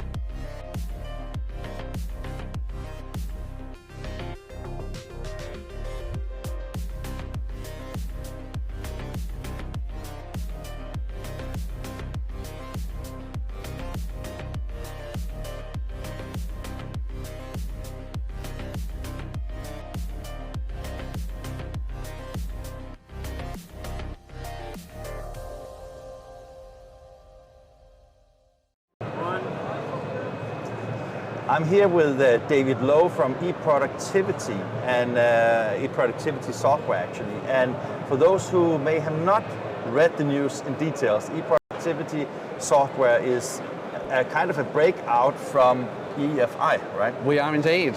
But the great thing about the way that that eProductivity is positioning itself in the market is basically focusing entirely on software, where EFI were both software as well as hardware.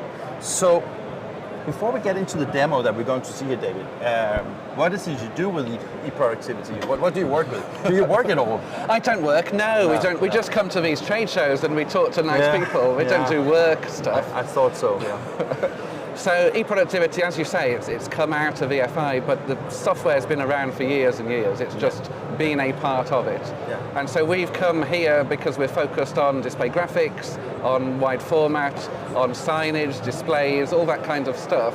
So we've brought our mid-market suite as the main one. We do other software too. So if you're in, get a little plug for the rest of my team, if you're in labels, packaging, corrugated, you're in quick print things, you're in books, magazines, journals, we do all that kind of stuff.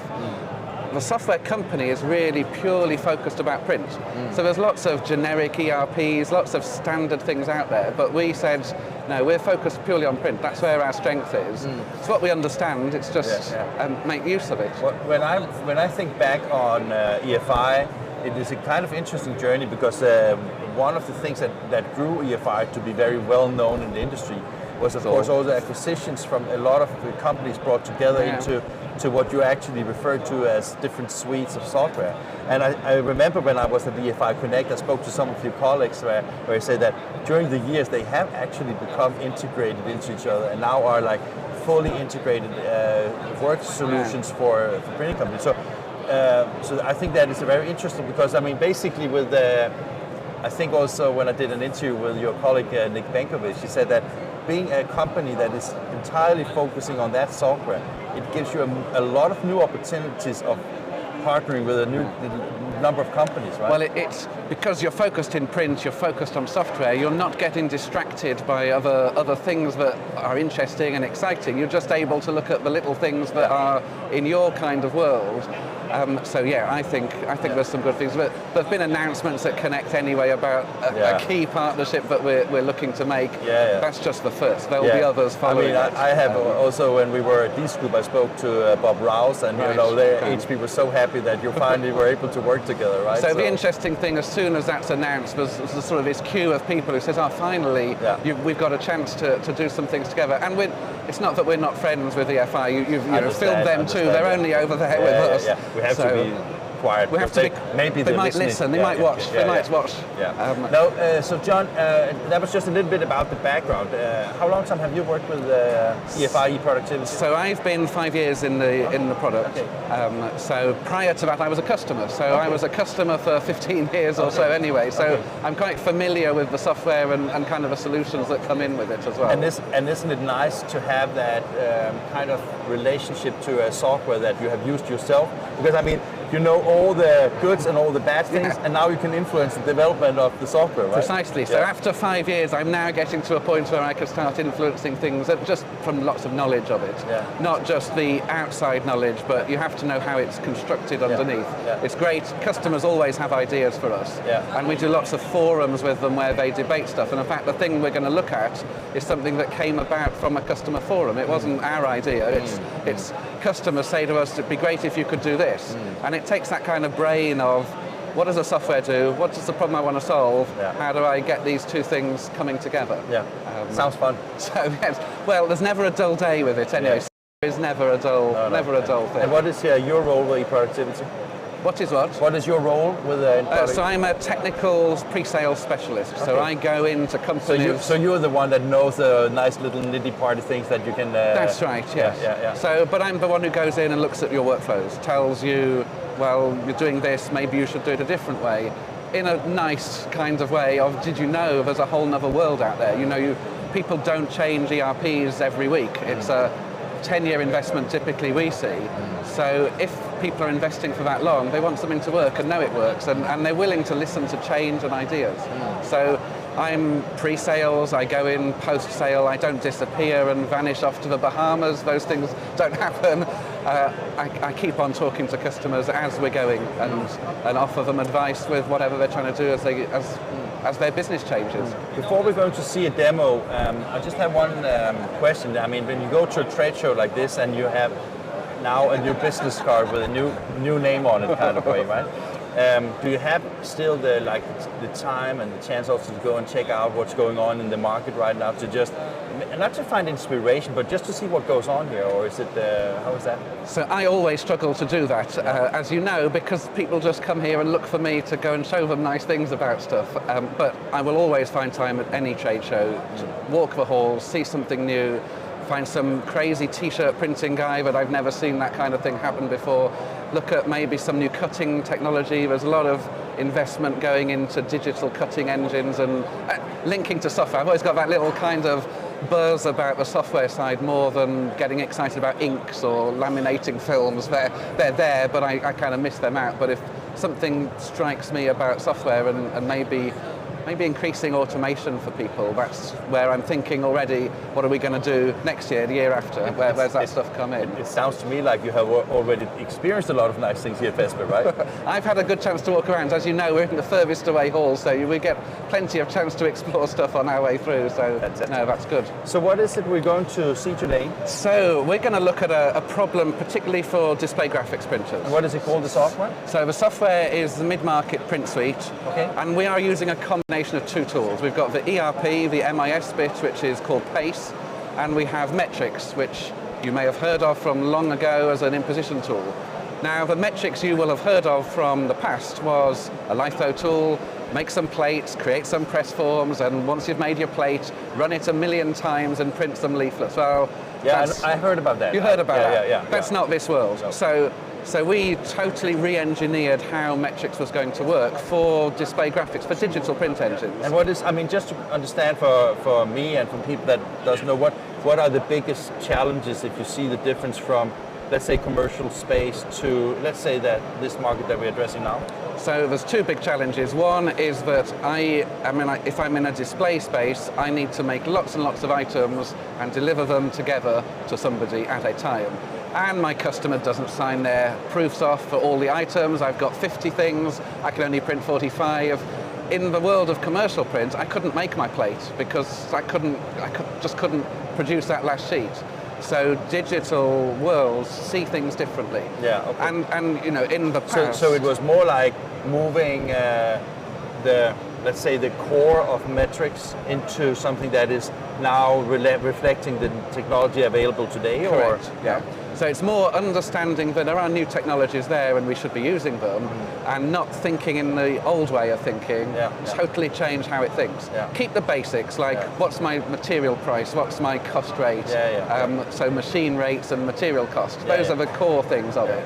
But think about these machines in a totally new way, because they don't make plates. They are different. Let's take a look at this, right? So what you're looking at here is a plan. So I did cheat so that I saved us a bit of time. I made an estimate and I had 6 parts on it. 6 parts, that had six different things to make. We're going to tweak this as we go so we can see it change and adjust as we do. So right now you have, is it like 3 sheets or 3 plates or whatever? Not necessarily. So we've got 6 parts. I was just wondering because you have like, I've got 6 parts. 1, 2, 3, 4, 5, 6, 7, 8, 9, 10, 11, however many it makes. So it's different imposition models basically? Totally different. So you can see this purple part is kind of appearing in multiple sections.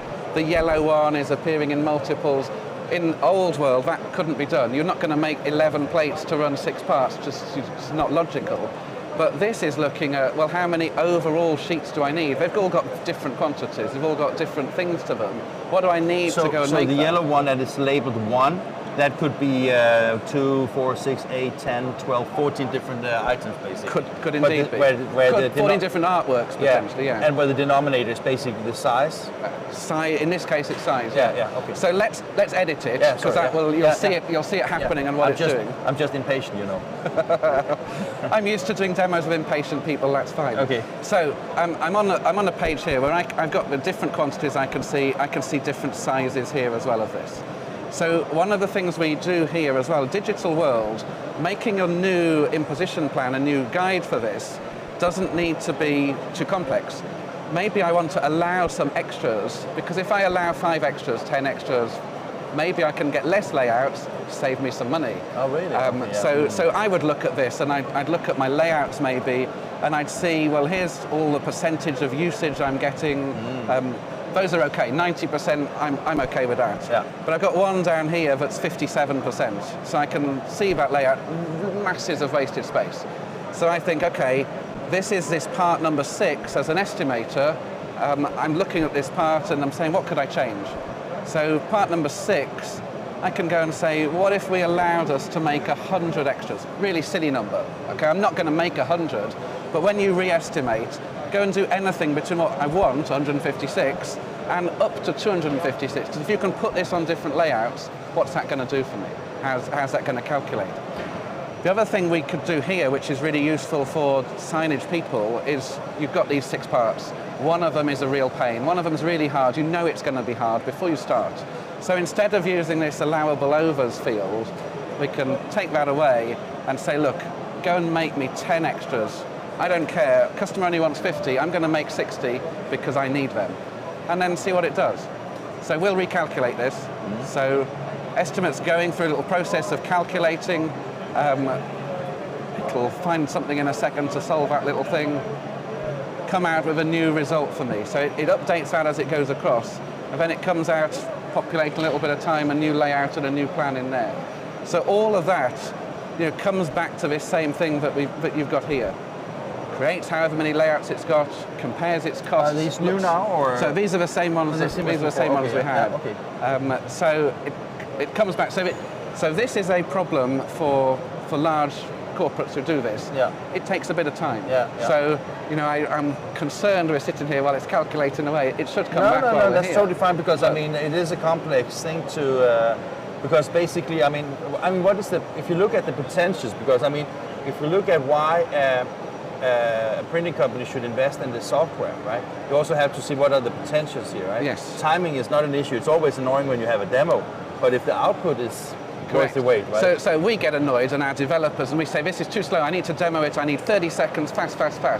Customer says... That's called a PowerPoint, The customer says to me, he says, yeah, but forget that. I spent 5 hours last week doing that same task. Yeah. And, I've done it with 6, you could do it with 50, 100 parts. But what is, so just in broader terms, because I want to understand this. So basically, when you look at what you're doing here is basically optimizing the quantities compared to the calculations, compared to maximize the sheet space you have, basically, right? Yeah. And I'm able to look at my finishes as well at the same time. So all my matte lamination is one place, all my gloss is somewhere else. All things that are going die cut maybe are different to things that are digital router cut. All those little bits it considers as it's doing it. When you showed this to me yesterday, I said, but this is just like regular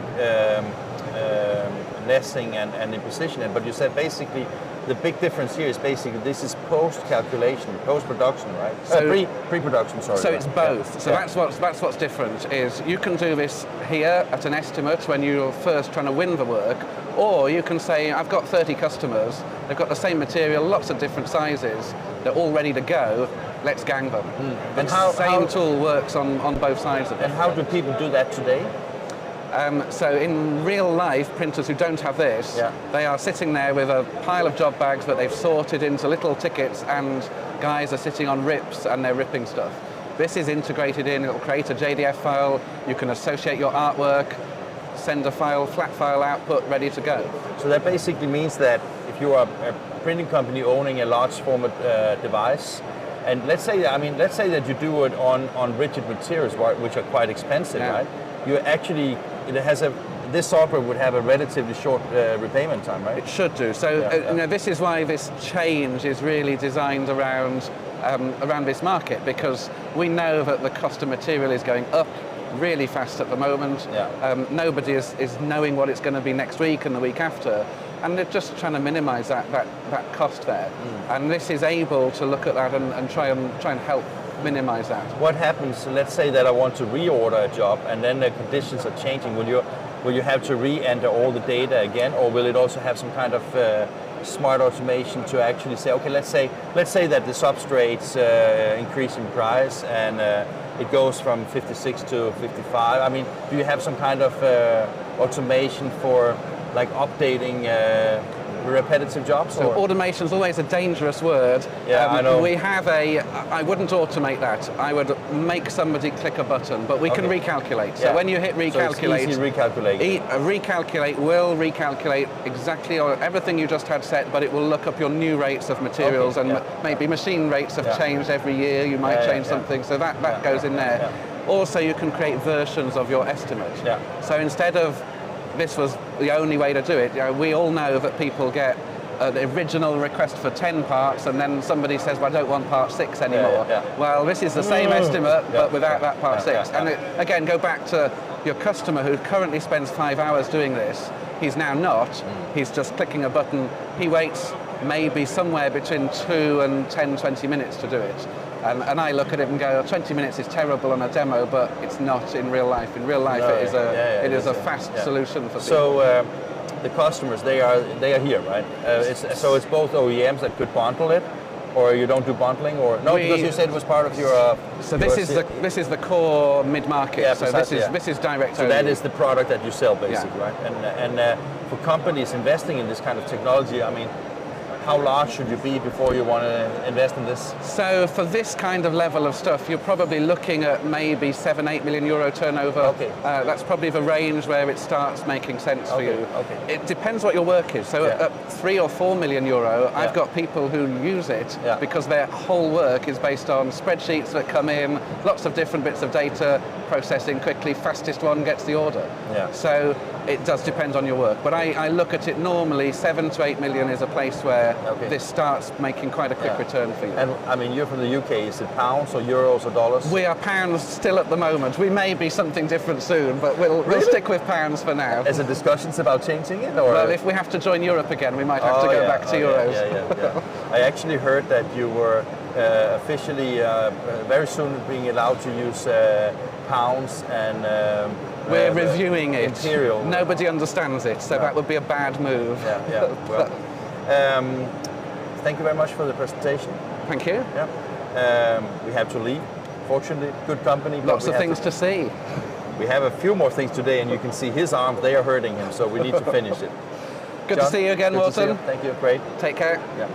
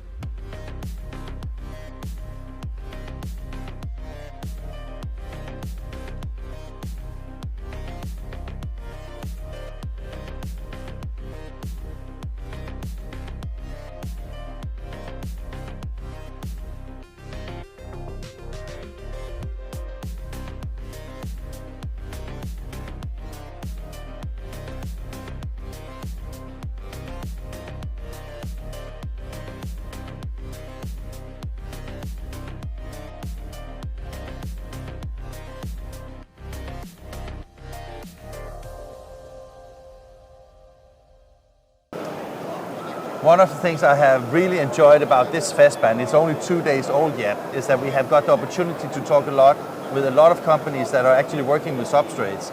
I think that substrates is one of the most important things in this wonderful industry, but it's always forgotten. It's always the machines, it's always the software, it's always the new business ideas. But Tobias, you are both the CEO of a substrate company, and you are also now star of my show, so welcome. Thank you, thanks for having me, Morten. So, you know, as you said, and you're right about it, we interviewed you at Fespa in Amsterdam, which was a way smaller show and much smaller. And for those who want to understand a little bit more about your company, we just go back. So let's start somewhere else. Okay, travel back in time. Yeah. I asked you about that photo that you have in the background, with whether that is a machine that you have. That is actually a paper manufacturing machine. That's a paper machine, exactly. Standing in Oberkirch in Germany with our mother company, Köhler Paper, family-owned business since 14 years, I think now. Yeah, okay. Does it have any work right now? Because I mean, everybody talking about that there's no raw material, right? Luckily, we are extremely busy, so we have a few more paper machines, not only this one, and all of them are fully booked. Okay, but so is the paper crisis over now, or? No, it's not. So I think we're still going to suffer with that for the next, I don't want to look into the glass ball, but 3-5 years down the road, since with a crisis, or well, that's not a crisis. We're first at the pandemic. Now we have the war in the Ukraine with Russia. And high inflation as a result, which of course, and I think that one of the things that maybe came a little bit as a surprise to many was maybe that, you know, you had the decrease in demand during the pandemic, and then suddenly the demand came back very rapidly, right? Exactly, so a lot of industries had difficulties actually adjusting to it, right? Yeah, but like I said, so we're very lucky with our mother company, Köhler Paper, since they know logistics extremely well. Supply chain is really literally, like sublimation is in my DNA, supply chain is in their DNA. And we've been very lucky with all the products Köhler is producing that could go through the pandemic very, very well. So it wasn't that now there's a peak coming up, since we've been always busy through the pandemic as well. Be it in sublimation, printing, of course, then also all the other products Köhler is producing. But I mean, you're still depending on that basic supply of pulp, and you're still on truck drivers, and you're still depending on all the elements and ingredients that you need for that, regardless of segment, right? Absolutely, but let's say we have very long-term partnerships with all our suppliers, and like for us, our customers at the end of the day. So we try to be on long-term, so we're not buying at the cheapest place, so we try to be fair to everybody. And trees, they happen to grow the same pace regardless of wars, inflation, and COVID, right? Exactly, and luckily they're still growing, and they don't have COVID, they're not taking holidays, they're just growing. So that's the good thing on that. No, but seriously, it's been a challenge for all, I think, in the paper industry, or in everything where you have a supply chain, it's a challenge.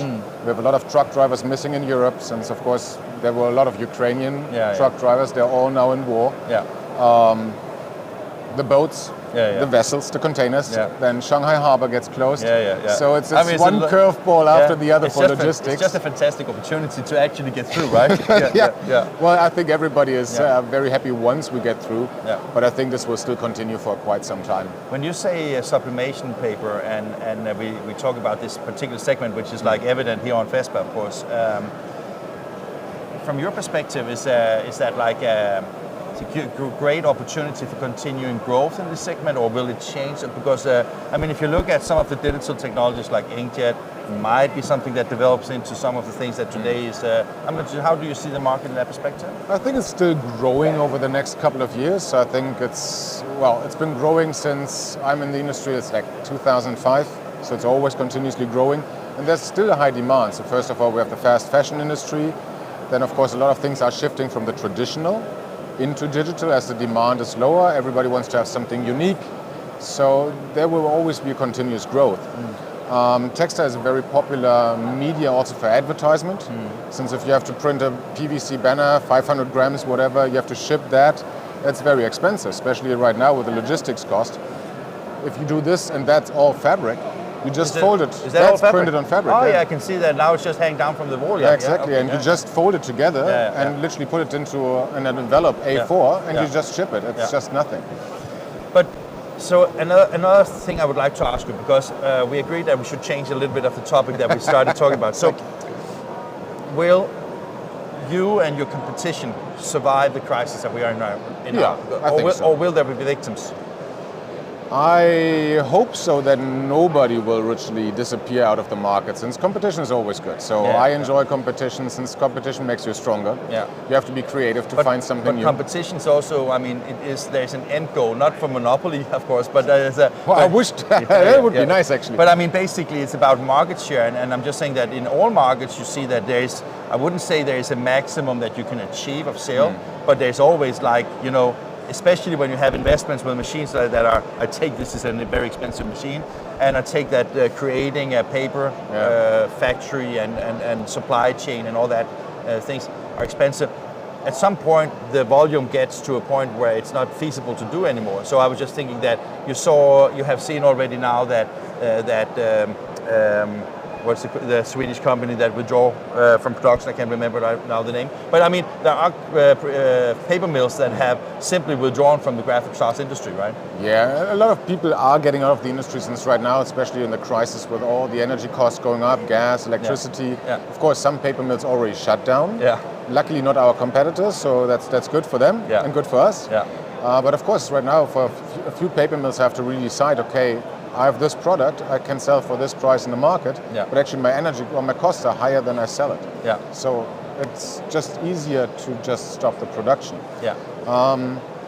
It depends a little bit on the product mix, what you're selling. So if you're only focused on one specific product at a low price or a really low consumable, problem. But luckily also, we have a lot of our customers are also our partners, so they also understand that we have to increase prices, that there's an energy surcharge nowadays, and they're luckily also really understanding on that. Of course, nobody likes a price increase, nobody likes extra charges, but they understand it since it's everywhere like that. But I think also this is maybe the first time in a very long time for the printing industry where they have been able to, for the majority, to pass on the price increases to the customers, and everybody understands this mechanism, right? So I think that's maturing the market basically. Because I mean, if you look at, I saw statistics that was published in the fiscal reports of UPM, and basically, if you see the tonnage prices on different types of paper, Europe has been much lower than China for some time, and actually only America now is higher than the rest of the world, right? So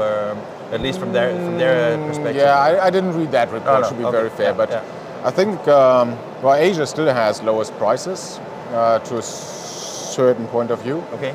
That depends a little bit on what types of paper, right? What type of paper, and if it comes, where does it really come from? If it comes from China, then of course we know. They just regulate whatever they want it to be, right? Yeah, exactly. So that's the problem at the end of the day. But I think it's, like I said, so it's like we try to be as easy as possible with the price increases, but you have to do it at one stage. And of course, that, let's say the prices get maybe to a sustainable price level, makes just sense.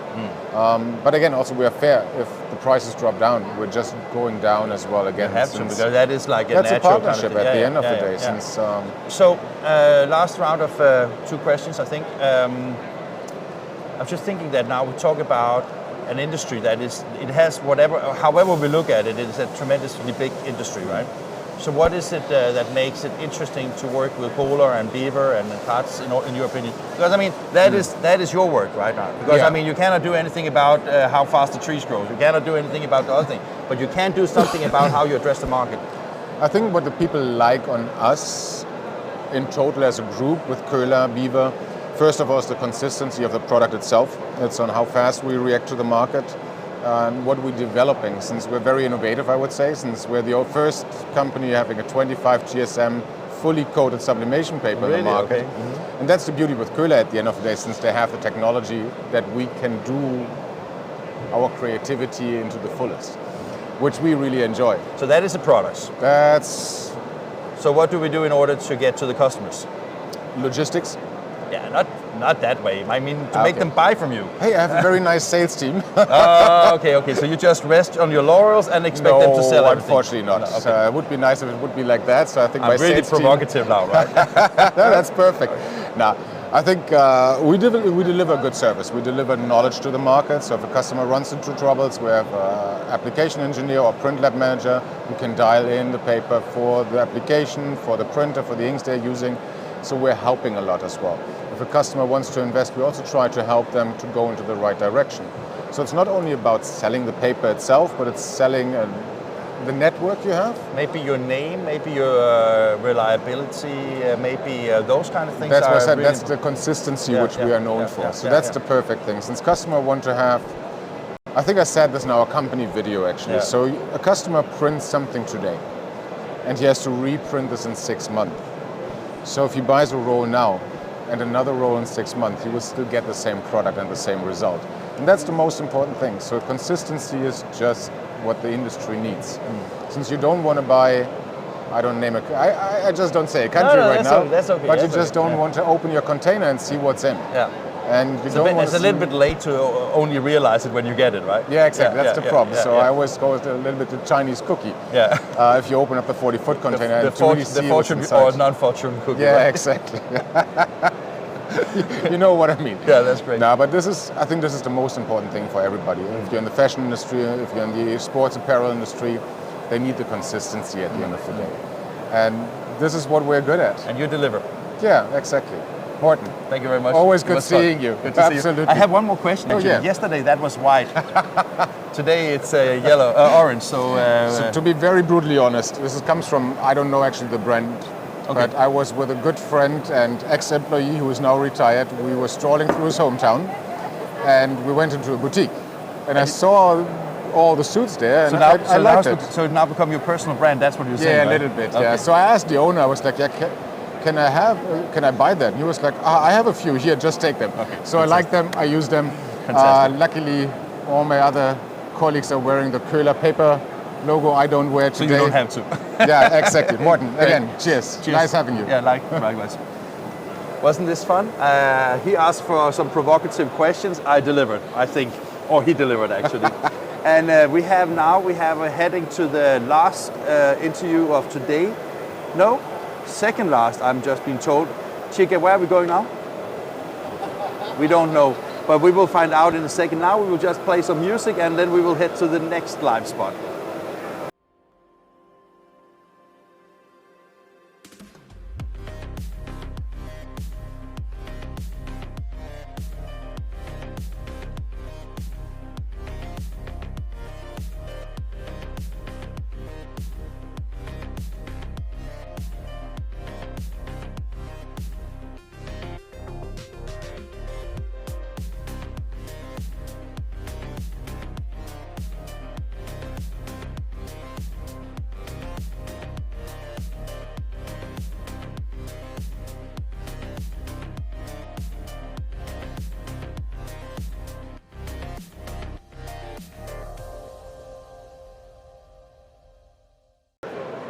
Actually, Chica was wrong.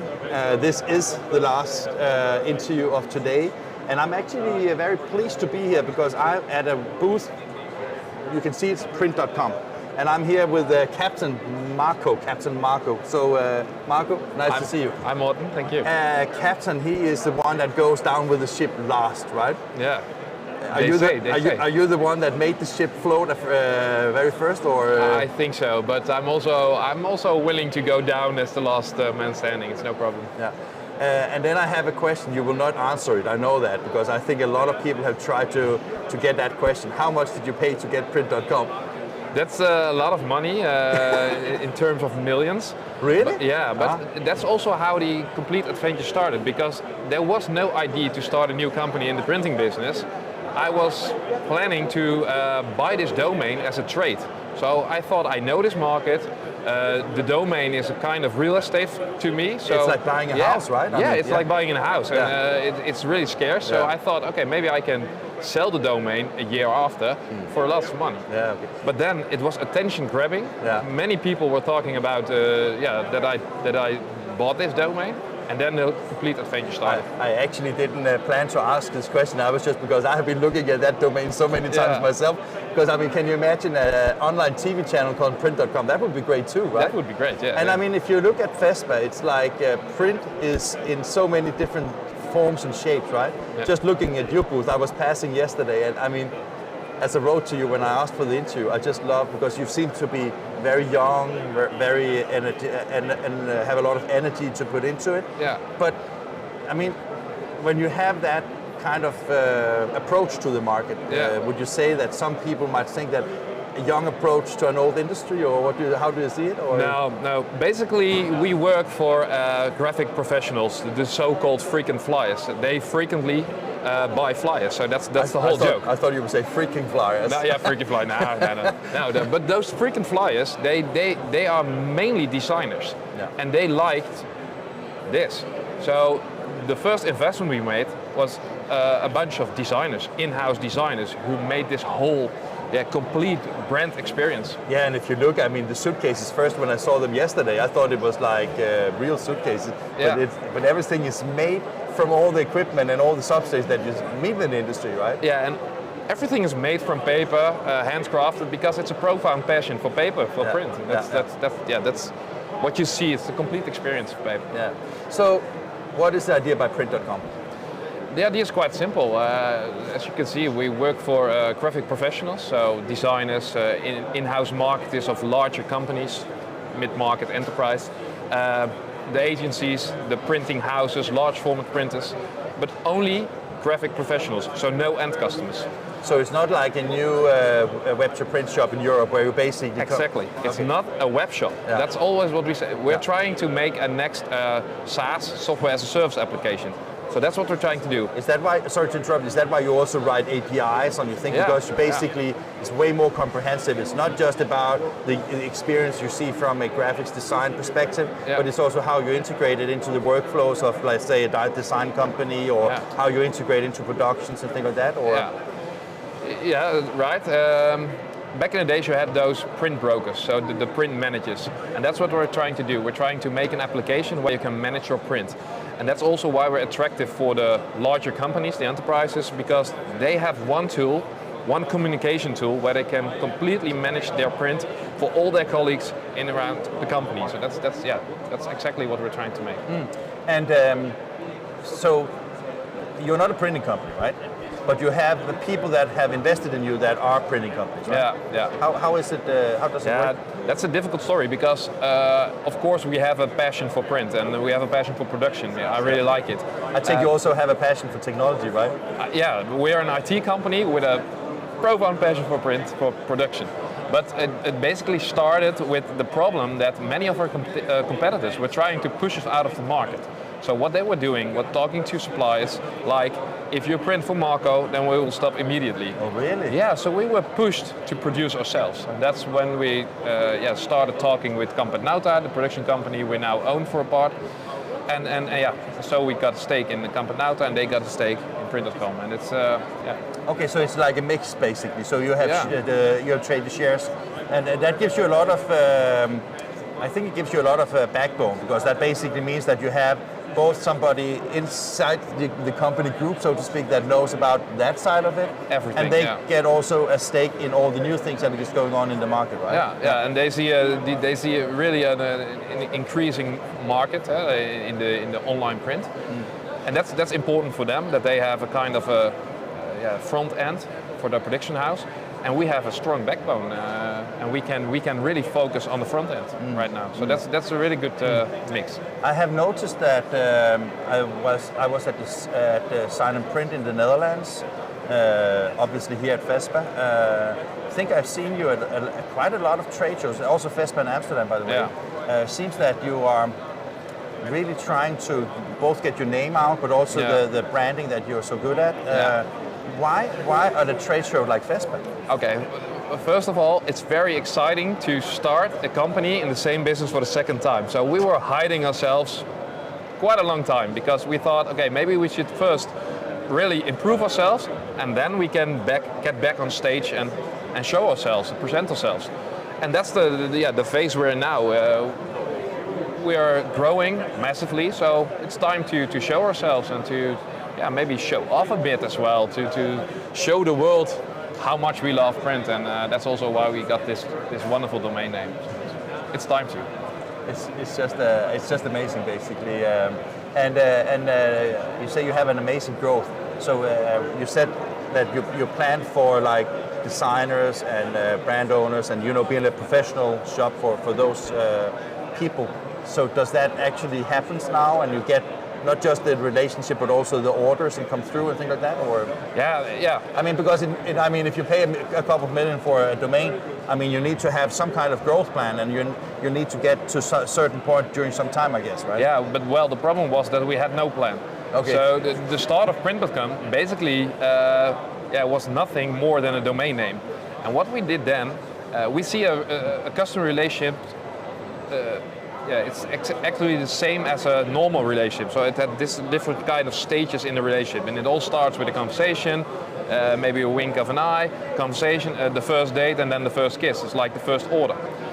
So what we did was inviting 100 customers to on a date night, Valentine's Day 2018 it was. Of course. And we asked them. In 18 already? In 2018. And we asked them, okay, how should we build this company? What would be the plan to make it attractive for you guys to buy at Print.com? And that's how the complete story started, because we call it co-creation. They co-created our business plan. And that's maybe also why we grow that massively, because we have a very loyal customer back from Valentine's Day 2018. And how difficult is it because if you look at your booth, right? There's a lot of creativity gone into these kind of products. Yeah. And I take that when you have creative customers, how do they actually deliver the message on how to get that creativity printed when it's not the printer itself it actually talks to. Yeah, we also talk to the printers themselves. Yeah, but I mean the customers, when they come to you, right? They talk to a facilitator basically, right? They do, but we also have a printing house. Oh, you also have a printing house? Yeah, we have printing. Okay, I misunderstood you. Sorry. Okay, so we bought in 2019. We bought a printing house for clothing. Okay. That was the first thing because it's a bit of a forgotten market, the clothing printing, and that was the start. If you're at Fespa, you can't forget it because I've seen so many exciting machines and technologies here. Luckily, right? And then in 2019, we also bought the shares in the printing company. Okay, so that is why you say that you have that direct connection to the printing company. And how big is the printing company? Is it a big printing company? Or? Yeah, for about 150 to 200 employees right now. So it's a good size for supporting your business, basically. Yeah, sure. And 60% of all the products we sell, we produce ourselves. Okay. And that's also the right mix. And that was because people didn't want to talk to Marco, and now they can just like... Yeah, a bit of that. Yeah, it's like I don't know if that was on camera, but I hope so. You hope so? No. So where do you see, I mean, you started in 18 or 17, 18? We bought the domain in 17, but the start was Valentine's Day 2018. Then we said to the customer, okay, if the plan is good enough for us, so present yourselves tonight, and if the plan is good enough, we immediately start building, and so we did. 2028, how is print.com? How do you see them in 2028? We have a lot of attention from the US, so I hope it's a global brand right then, and that's it's more as a software as a service tool than it's a web shop, because many people still think it's a web shop, but we are really trying to set up the next print management tool, and that's the biggest wish we have. Fantastic. Thank you very much, sir. Thank you very much. Great meeting you. Thank you. That was the end of today, so thank you very much, everybody. I hope you enjoyed the live stream today. I think it was wonderful. We will cut it up in a little bit more digestible pieces after the Fespa show, and already tomorrow morning you will be able to see a little bit more condensed part where you don't have all the breaks that we need to have in order to move from place to place. And we're back again tomorrow, again with an exciting program live from Fespa Berlin 22. Thank you.